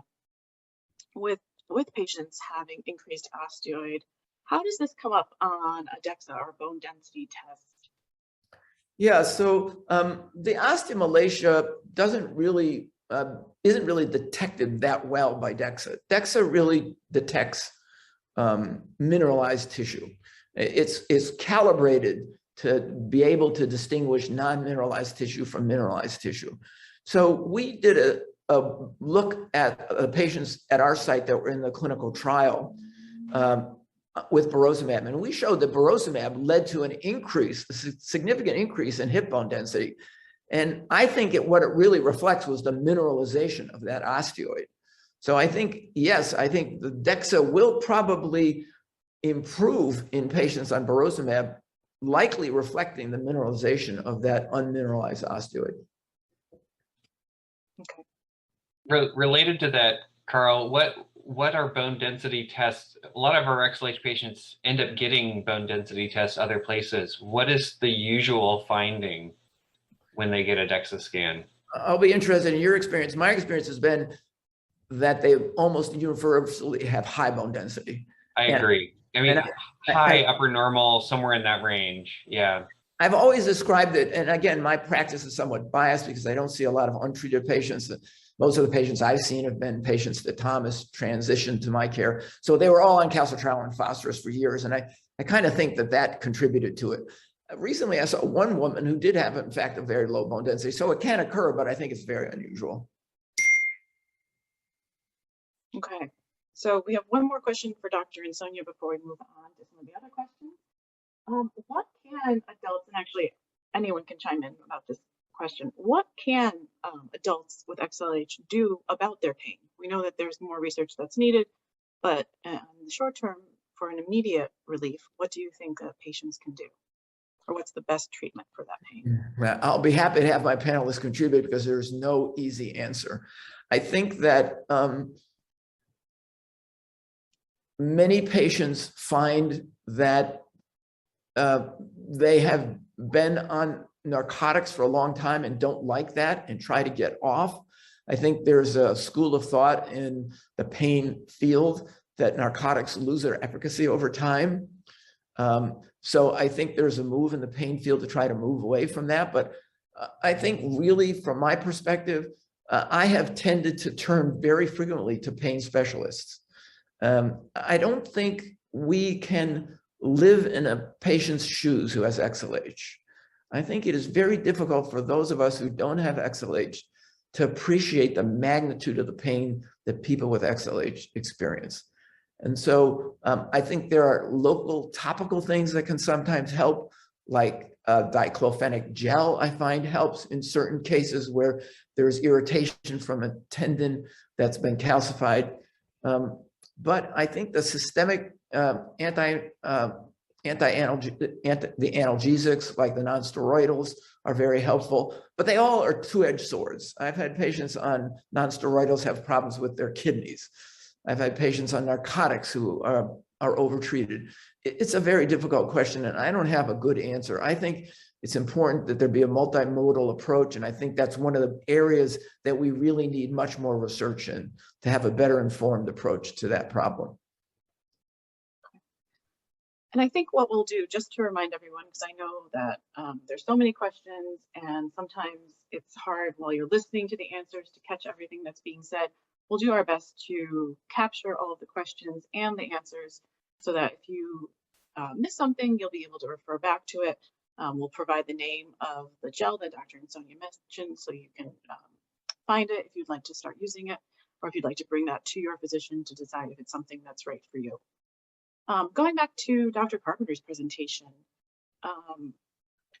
just in terms of the guided growth surgery, how complicated is that? And does the hardware that's placed need to be removed? Yes, so one of the nice things about this technique is that it's minimally invasive. It is generally done in terms of the surgeon's time doing the procedure in a 15 or 20-minute time span. People don't stay in the hospital after overnight after the procedure generally. And it's very important to be monitored once you've had that surgery. Depending on whether you're knock-kneed or bowed, the plates are going to be placed in the inner aspects of your joints or of your growth plates, or on the outside or lateral aspects. And if you say that the more typical finding is a bowed child, and if you leave those plates in if you don't go for your appropriate follow-up and the plates stay in too long, you will see correction and you will see continued effect on growth as the patient grows, and you will see overcorrection. So you can transition from a bow defect to a fairly significant knock-knee defect if you don't undergo the appropriate monitoring in the time frame that the surgeon asks you to be followed up in. And at that point, when correction is ideal, the plates have to be removed. And again, that's another very simple, straightforward procedure that doesn't take very long to do at all. We've talked about the 8-plate problem, or the 8-plate device. There's also a simple device to help at the distal tibia bow, which is very common in later adolescence. And that is just a single screw that's put through to the bottom of the ankle. And that's a technique that's been used not only in XLH, but in osteogenesis imperfecta, for instance, and can be very effective where the other bone, the fibula, blocks your access to the growth plate, and you can't do the procedure in the usual way. All of these are simple, straightforward procedures and have saved people a lot of discomfort of the more invasive osteotomy procedure. Thank you. Thinking about all those mutations that were mentioned during Dr. Immel's presentation, for someone who has had genetic testing but receives a result that says a variant of uncertain significance, what can they understand that result to mean? Is that for me? There are lots of variants of uncertain significance. If there's that variant in somebody who has no features of XLH, then you might think, oh, this doesn't really cause XLH. But do you remember I said that many patients can range from any individual mutation can range from a very mild patient that doesn't appear to have any abnormalities on their lab testing or on their growth. And I saw a patient like this whose child is affected, but they have the same mutation, but it's a variant of uncertain significance. But there are other family members also who have that clearly have abnormalities. So in a lot of situations, we would use that to say, well, maybe this isn't really the cause of the particular cause. But I tend to think that many of the things that we call variants of uncertain significance in Xlh probably are the actual underlying cause, especially if there's no evidence of one of the other genes being abnormal. And that's important because quite frequently now, when you get genetic testing, it's not just one gene. For many disorders, when you get genetic testing, they're testing for 5, 6, 10, 20 different genes that might cause similar related clinical pictures. Thank you. I might add that, you know, it's a changing nomenclature, because what you'll see when you get your report back is that a certain variant will be called a variant of uncertain significance, and 6 months later it may change. The genetic databases, I'm not a geneticist, but the way I understand this is that they will change the designation of uncertain significance to likely pathologic the minute multiple individuals with that particular variant are reported. So if you have one variant, you know, one new novel mutation or variant that has never been reported, even though it's predicted by these computer programs to be damaging to the protein, it will generally show up as a VUS.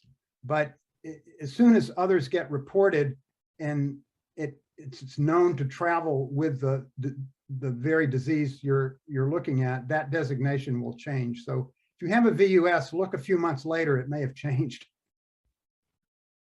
And with those new variants that we know now exist, are you finding that primary care physicians, or people who are not necessarily specialists in the world of XLH, are becoming more knowledgeable or more aware of the condition?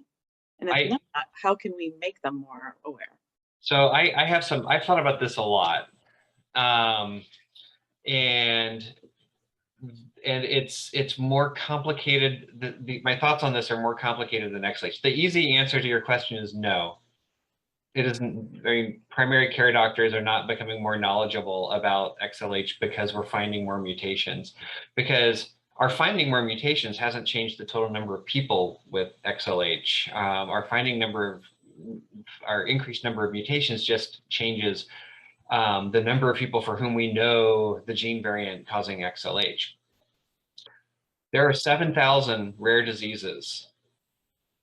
Any individual primary care doctor may only see 1 or 2 people with a few of those rare diseases throughout a 30 or 40 or 50-year career. And they are going to naturally be able to be readily up to date on the things they're seeing every day. You know, for example, Dr. Carpenter and Sonia and I all managed colon cancer patients in medical school, but none of us are competent to manage colon cancer patients now because it's not what we are doing. And so, I mean, you can imagine that if you have, you know, a lot of the much more common diseases, you want your primary care doctor to be up to date on those. And so it's not practical for every primary care doctor to know or to even know a little bit about every single possible rare disease that they may never see. What you do want is your primary care doctor to be open to learning a little bit about it once you have been diagnosed with this or any other particular rare disease, because then they can work with you and with the specialist to try to help out. But to expect them to have even heard of or know about XLH ahead of time is, unfortunately not feasible, because we are all human too. And one of the examples I really like to give is I finished my entire medical school residency and training and joined fellowship and had never heard of XLH. I knew nothing about XLH. But in my fellowship, I became acquainted with XLH and have had a lot of joy studying it and working with patients over these years. And I would just add, related to that, and I've said this many times in different forums, if there's one single thing that leads to the frequent overlooking of a diagnosis of XLH, it's the fact that the serum phosphate is no longer part of the routine biochemical screens that physicians use, either so-called basic metabolic profile or comprehensive metabolic profile. The fact that in the 1970s or 80s that was dropped as part of the screen probably has more to do with the fact that it is missed. Because physicians, as Eric said, they're not gonna think of XLH when somebody comes in with arthritis or a fracture. But most physicians would notice a phosphate that's low, particularly if they say, maybe it was just a fluke, and they repeat it and it's still low, then the wheels start turning. So I've mentioned this to Dr. Carpenter. If there's one thing that Ultragenyx could lobby for, it's for returning the serum phosphate to the screens. And the thing that I lobby with primary care doctors for is not for them to each become an expert in XLH, but for them to check a serum phosphorus for a variety of bone and muscle related complaints, because then they're going to catch the people with XLH. Yeah, I think that's true. Yeah. And maybe that's something too that the network might be able to do in terms of advocacy, bringing that to a little bit more of a screening procedure rather than something that is diagnostic later on. And it's much easier to get a serum phosphorus added to a blood test than it is, say, to bring a child and expose them to radiation, or maybe get x-rays when there's something that's perhaps not quite right. Moving on to, there's a number of questions about some treatments and maybe the future treatments. We'll see if we can get to those. But there's also a number of questions about spinal stenosis and the possibility of perhaps preventing it in a younger age. And then thinking about surgical procedures to reopen the hip or the knee joints in patients with that bone-on-bone pain. So I'm going to leave this open for anyone to jump in, because I know it's a little bit multifaceted in terms of we're skipping from younger age to older age. I'll start by mentioning one patient that I saw for a clinical study. We were doing a 22-year-old who I saw for involvement in a study that was focused on muscle function, but he was clearly complaining of sciatica. He was obviously had sciatica, and I was not his attending physician, but I asked his physician to get an MRI of his spine, because it seemed clear that this guy was really suffering from his sciatica. So they got an MRI of his spine, and he had obvious L4-5 disc, and he had a microdiscectomy, and it was cured, and he was great.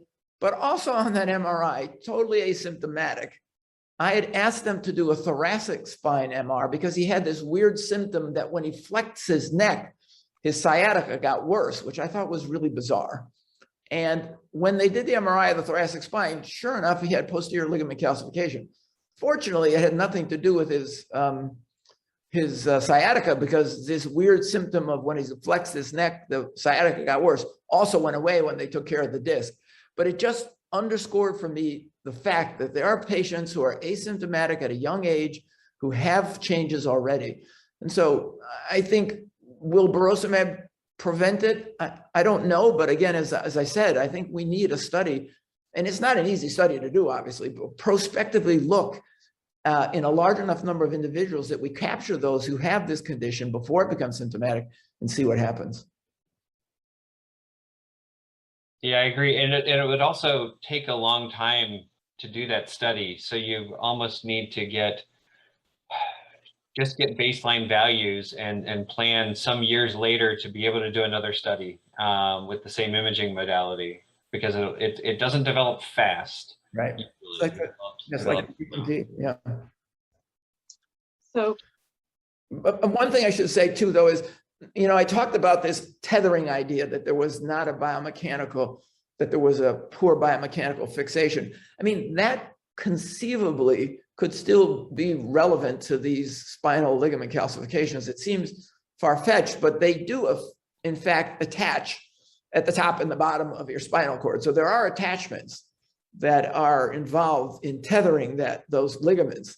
It's just, what's weird is that it can occur far down in different places. Mm-hmm. So it is, although it is, still responding to stress in terms of flexion and extension and torsion. And regarding the question about surgery, we don't usually just go in and cut out the enthesopathy, and in the spine, obviously that's a really big deal, doing that surgery. So often they only do that surgery when there's impending or present compression of the spinal cord or of important nerves. But for example, in the hip, which is a big place where people get a lot of enthesopathy, again, they don't usually go in and shave off the enthesopathy, because remember that enthesopathy is attached. It's part of the tendons and the ligaments that are holding things together. People are much more likely to get hip replacement surgeries than to have a surgery that addresses that. Although I have seen a few people have bone spurs in the bottom of their feet removed. That's a pretty common procedure outside of XLH. And so patients with XLH might sometimes end up with that too. Yeah, I think that's an important point about the spinal surgery. Generally, more is less. Less is more, rather. Just focusing on what that one, like that patient of mine that had the C-spine compression. He had a very, very focused procedure, took care of it, was fine. He's got other disease up and down his spine, but they just very focused, did that one area and it worked fine. and separate from surgery, what about physical therapy or any of the other types of non-invasive therapies in terms of managing these musculoskeletal issues? Do we have any evidence that this might be helpful? And if so, or actually as a related question, for someone who has really limited mobility and is either using a wheelchair or power chair, is there any hope that they may gain some mobility back either from these non-invasive therapies or therapeutic intervention, perhaps for Burosumab? I mean, I think it's a very difficult question. I mean, I think this is one area that actually we need a study. I mean, I think I give the general advice that although we always talk about weight-bearing exercises being the best for your bones, I think in this disease, you don't want to go pounding on your skeleton. It just doesn't make sense. So I'm a big fan of swimming and elliptical, but I'm not a big fan of jogging. And I've had a fair number of patients, young adults with XLH, they get treated with Burosumab, they feel great, and they start jogging. And I'm not the happiest camper in the world when they do that. But I mean, in terms of whether physical therapy will forestall some of this, I don't think we know. Certainly once you have the calcifications, it's not. And I think physical therapy is always good in a generic sense, and doing it to the extent that it has helped you with flexibility but doesn't cause pain generically makes sense. But whether as a therapeutic intervention, it has some value added to forestall these complications, I don't know of any data. Yeah, I agree, but I do think that range of motion things are also really good. I don't think it reverses again the enthesopathy, but a lot of people can still increase their range of motion often with physical therapy. Yeah, absolutely. So we're running a little bit short of time. We're going to try to wrap this session up in the next 4 minutes. Like I said, there's so many questions. We'll do our best to get through a few more before we have to switch over to the next section. But again, we'll capture these and get some answers out to you. I know there's a number of questions about specific treatment for individuals. I'm going to kind of steer away from that, or steer away from that, just because it's so specific to your particular issue. But I am going to ask everyone on the panel to talk about the relationship between PTH and calcium, if they may, for a second, and also talk about how those should respond to treatment with Burosumab. Well, I've said this before, I have become a little less tolerant of significant, well, first of all, in XLH, untreated, we see elevations of PTH.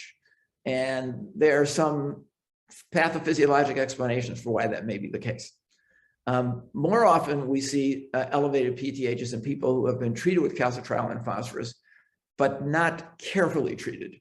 And far too often, people are given way too much phosphorus and not enough calcitriol in a futile attempt to normalize the serum phosphate, and that leads to bad secondary hyperparathyroidism, and sometimes even what we call tertiary hyperparathyroidism, which is an elevated PTH in the setting of an elevated calcium. Treating patients with Burosumab, what the data say is that you don't really see much of a change in PTH. If they have it to start with, it stays up. It doesn't get better. By and large, it doesn't get worse. If they have very severe secondary hyperparathyroidism in the setting of, particularly in the setting of impaired renal insufficiency, I've had a great deal of difficulty initiating therapy with those patients. I think Eric has had somewhat more success with low-dose therapy, and I've tended to try that again in patients. But if the question is, can you treat with Burosumab in the setting of secondary hyperparathyroidism, the devil's in the details. It depends on how significant the hyperparathyroidism is. I've actually also tried suppressing the PTH so that I can give Burosumab, and that's worked sometimes with cinacalcet. This is all kind of off-label stuff, but that'll occasionally work. And I've had a couple of patients where I've been able to control the secondary hyperpara with cinacalcet and then titrate off the cinacalcet. But then there are other patients who have bad secondary and tertiary hyperpara where it's just not possible. And unfortunately, those patients may require surgical intervention, but I'll be interested to see what Eric has to say. Well, I think that the biggest concern there is when they have a high calcium, or even if the calcium sort of upper normal. I know even though we didn't see a calcium signal in the trials, I have, some thoughts that at least theoretically the calcium might go up further under treatment with Burosumab, especially early on and when people are first starting. And I want to watch for that. And so I end up, if I have any concerns there, I check their calcium sort of earlier, more often and earlier in the dose cycle. And I do sometimes start people on smaller doses of Burosumab. But if you have persistent hypercalcemia, that fits what Dr. Insoni was calling the tertiary hyperparathyroidism. I actually think it's really challenging to treat. I've had very mixed responses to using cinacalcet, which is actually approved for primary or hypercalcemic hyperparathyroidism. But I've had very sort of mixed responses in patients with that. And ultimately, a lot of patients are still going to need a surgery, a parathyroid surgery. And it's important to recognize that imaging that people do in sort of to try to plan that surgery often doesn't, and actually usually doesn't find one of the 4 little glands being abnormal, because it's usually all of the 4 little glands that are abnormal. And so they have to deal with that carefully, because removing one of them when 4 of them are abnormal is still going to leave you with a high calcium afterwards. But removing all of them will complicate things and make your calcium too low. So you only want to have that done by a surgeon that does a lot of parathyroidectomies, and especially if they have any good experience with XLH. Unfortunately, I have had several people have surgery and be cured for a while, and years later have the high calcium come back. And that's harder. The one comment we see in the adolescent age group, with hyperpara, be it with conventional therapy of Burosumab, is this is an age group that avoids calcium intake. So they don't like dairy, and the parathyroid glands are so sensitive to hyperproduction of PTH and XLH that in some patients,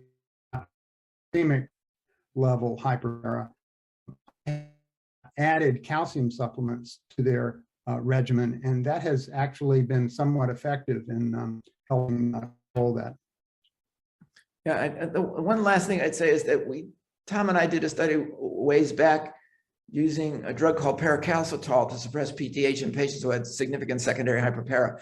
And the thing that really was striking about that study was that despite the fact that that vitamin D analog called paracalcitol made their FGF23 levels go up, their bone-specific alk phos and their renal phosphate threshold both improved. And that really changed my opinion and the level of concern I have about secondary hyperpara in XLH. That coupled with some associative data that suggests that enthesopathy gets worse with hyperpara, all those things don't fundamentally change what I do, but they do lower my threshold for being concerned about it when it's present, because I kind of have this feeling based on those limited data that it might be not a great thing. It might cause accelerated progression and worse bone disease. Well, I have to say thank you to Dr. Carpenter, Emil, and Sonia for being with us here today. This is actually the 10th year of, or the 11th Xlh Day, the 10 years of celebrating Xlh Day, and I think Dr. Carpenter and Dr. Sonia have been part of almost every single one from that very first one. So thank you for sharing your time, your expertise, and your knowledge with us today. And also thank you to all of the patients who are in attendance, who have participated in the clinical trials and the disease monitoring programs over the years. Honestly, the most new information that we are able to obtain about XLH really comes from you and your willingness to participate. One of the final questions that came in is asking about who's going to carry on the legacy of these three wonderful clinician scientists as time goes on, because clearly we can't just have you doing it all forever. But I know that you will always stay tied to the work that the XLH Network is doing, that the patient community and junior faculty and the up and coming researchers are doing. And so with that, I think we have a very special section coming up next. So thank you again. Hi, everyone. I'm Jeff Edelson, and I'm the treasurer of the network itself. Like Ramon who spoke earlier, I too am an adult clinical patient of Dr. Carl and Sonia, and have been since the early 1980s after he first arrived at Yale. As you just learned in this panel, he is an integral member of our bow tie brigade and has generously donated his time over the past 10 years to XLH Days and to other network-sponsored events. It is for this reason that most all of you know him too. He has kindly shared his intellect, humor, and deep XLH expertise in order to help us all gain insight into our own lives and how we fit into the broader XLH community. We on the network board so very much appreciate his willingness to participate in our events and making those events more meaningful for all of you. In the past almost, and I think he and I both hate to admit this, 40 years, Carl has, dare I say, partnered with me in my XLH care, not making decisions for me, but allowing me the opportunity to share in those decisions. Also, if you're one of Carl's patients, you know that the time of your appointment in clinic is a guesstimate, okay? And the car will be late. The question is just how late. But to me, that's a good thing. I know he's spending the same additional time and necessary time with all of his patients that he spends with me, creating bonds that drive towards friendship as well as partnership. So whether it's about your individual care or about broad outreach to and education of the community, we also very much appreciate Carl's commitment to XLH patients. And with that, I'd like to turn it back to Drs. Carpenter and Emil. I had a few comments to say. I know this group only knows too well the innumerable contributions of Carl to this community. He's blazed the trail, as you've heard today, for melding cutting-edge medical research with his compassionate care of patients. And although he is retiring from clinical practice soon, he will still be engaged in many of these studies. So rumors of his demise, as we paraphrase Mark Twain, are exaggerated. You know, he's delved into questions regarding XLH for his entire career, and he's combined this with dedicated and compassionate care of many patients. His work extends beyond the XLH arena, and we are devoted, we're dedicated, we're very grateful for him at Yale to have steered an NIH bone care center and stewarded bone research here for quite a while. But in addition to knowing that his interactive personality and generous approach to sharing his time and knowledge with his colleagues in this community are classic examples of his way of being. I want to trace out one of the formative characteristics of our honoree. It's the bow tie. And as this has been rumored to be a congenital trait, but it's not.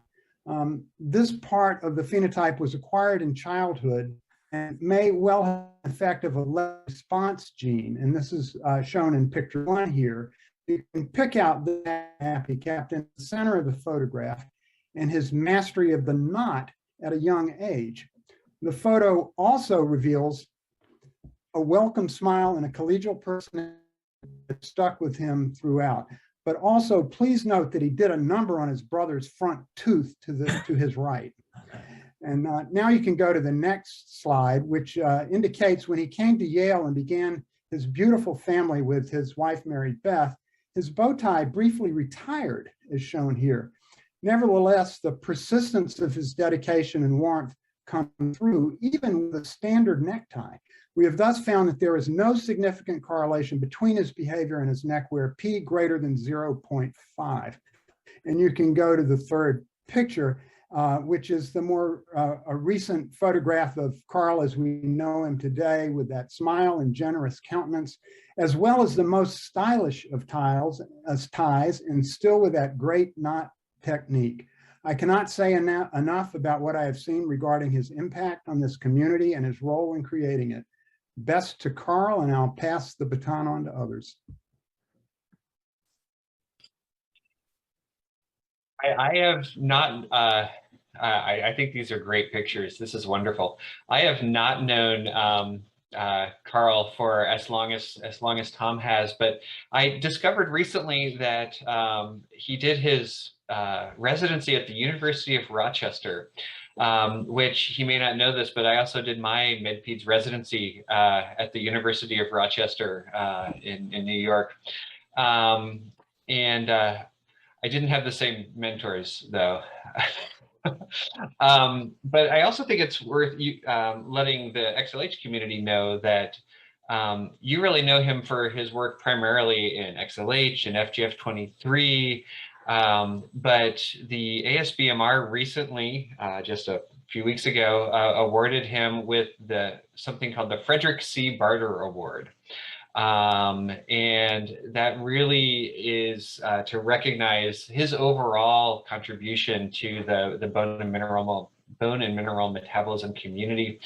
And he's contributed important research in a variety of other areas, including hyperparathyroidism that we talked about today, as well as work in a protein that's related to PTH, ironically called PTH-related peptide, and genes that cause an abnormal high bone mass problem, which is probably my favorite random quote out of a paper of his, which was referring to family members that couldn't swim because of their high bone mass was actually affecting their ability to swim in that particular paper.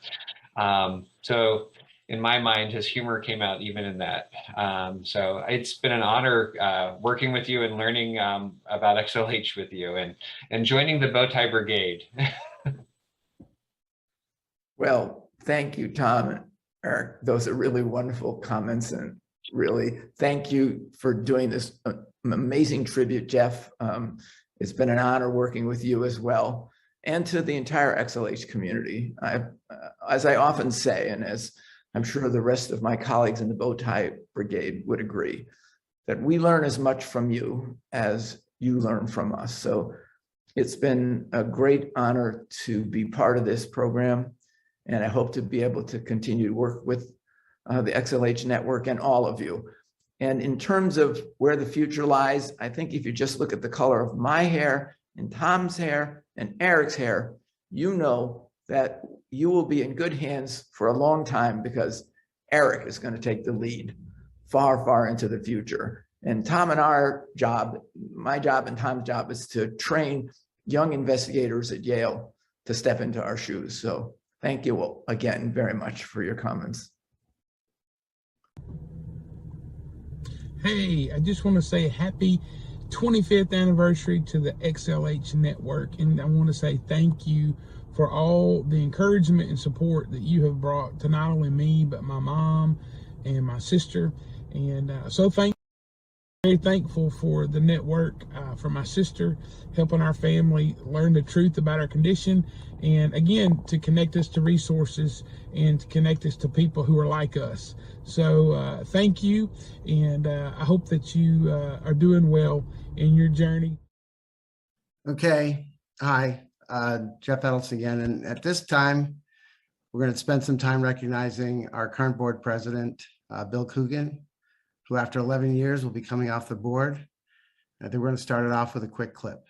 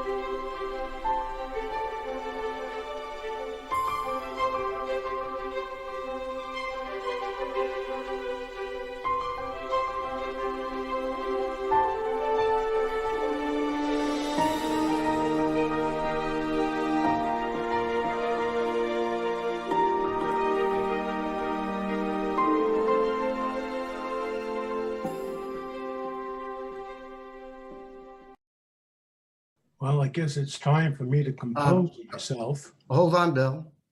I do have a little something to say. Yep. Thank you for the recognition. Hey, Bill? Yes, sir. Yep. So I have a little something to say here before you can get started. Then I will shut my mouth. Okay, but you might want to hold on to the handkerchief. I shall. Okay. Okay. So when you first see or meet Bill, you're quite sure this guy does not have XLH. In fact, he's usually the tallest guy in the room, even when it's not an XLH event. So where did he come from to become such a major factor on the board and to the network at large? Bill and his wife, Liz, who we are indebted to as well for sharing Bill with us for the past 11 years, accompanied Liz's sister Arlene to a gathering in New Haven in February 2011. Arlene is an XLH patient, spontaneous case, as are her children. Well, her children aren't spontaneous cases. Arlene must really understand Bill's empathetic soul when she urged Bill to join the board as the treasurer to help participate in efforts for the well-being of her kids. I understand there were some tears to wipe back at that point, and as they say, the rest is history. The facts are simple, but the impact is more complex. So the facts are that Bill joined the board as treasurer in February 2011, moved on to VP in 2014, and became president in 2016, where he has served 2 3-year terms, the last of which will end this December. The complexity of Bill's leadership style and contributions are best understood at the personal level. Due to the pandemic, at least one of our new board members has never met Bill in person, only on Zoom. Others have had very limited in-person contact. Yet to a person, whether on the board or part of our community, Bill's kindness is 100% evident, as are his selflessness, dedication, humility, calm demeanor, and above all else, humor. His care and concern for the XLH community goes well beyond simple volunteer service. One of our fellow board members along the way, Joyce Inman, who herself is incredibly committed to the XLH community and who, as an English professor, put it much better than I ever could. So quoting Joyce, "For our family, Bill Coogan would always be the cookie man. My daughter Sanders and I met Bill when we visited Yale for a doctor's visit. What we learned then was that Bill loves his family and that he's dedicated to volunteering in any way that might benefit them. There is no way for me to express how much Bill has meant to my own family. This is still Joyce, and I don't know that the broader XLH community can understand just how much Bill has given to all of us. What I can say with all of my heart is that Bill Coogan has been an advocate like no other. He has given and asked for nothing in return. I will forever be grateful for our official meetings, our lunchtime phone calls, our brief visits when Sanders and I were at Yale, and our shared belief that most occasions call for a celebratory drink. I'm tipping my glass to you, Cookie Man. Thank you for having a heart that knows no boundaries, for loving and serving this community, and for everything you've done that influenced my family and my daughter's opportunities in life.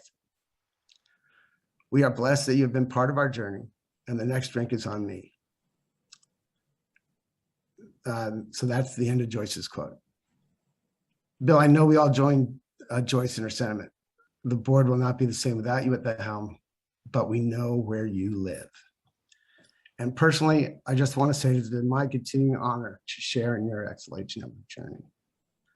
So William, my friend, as they say in the Bronx, it's time for an adult beverage. Well said, Jeff. My niece Gina choked me up in 2018. The video today, in your words, choked me up today. It's been a great trip. I've enjoyed it immensely. But like they say in the theater, I'll be in wings if you need me. We know. So I guess at this point, I need to pull myself together and say thank you to you all. It's been an honor working alongside of you each and every day. Couldn't have done things without you, and I appreciate it very much. You will always be my friends, always. You have my phone number, you know where I am. So, now that I think that I've got myself back together again, we'll now conclude the first portion of our events for today. We thank you for your attendance and participation, and we hope that you found everything worthwhile. The second portion of the events will be a series of breakout sessions, and you are welcome to attend. The sessions will begin at 3 p.m. Eastern.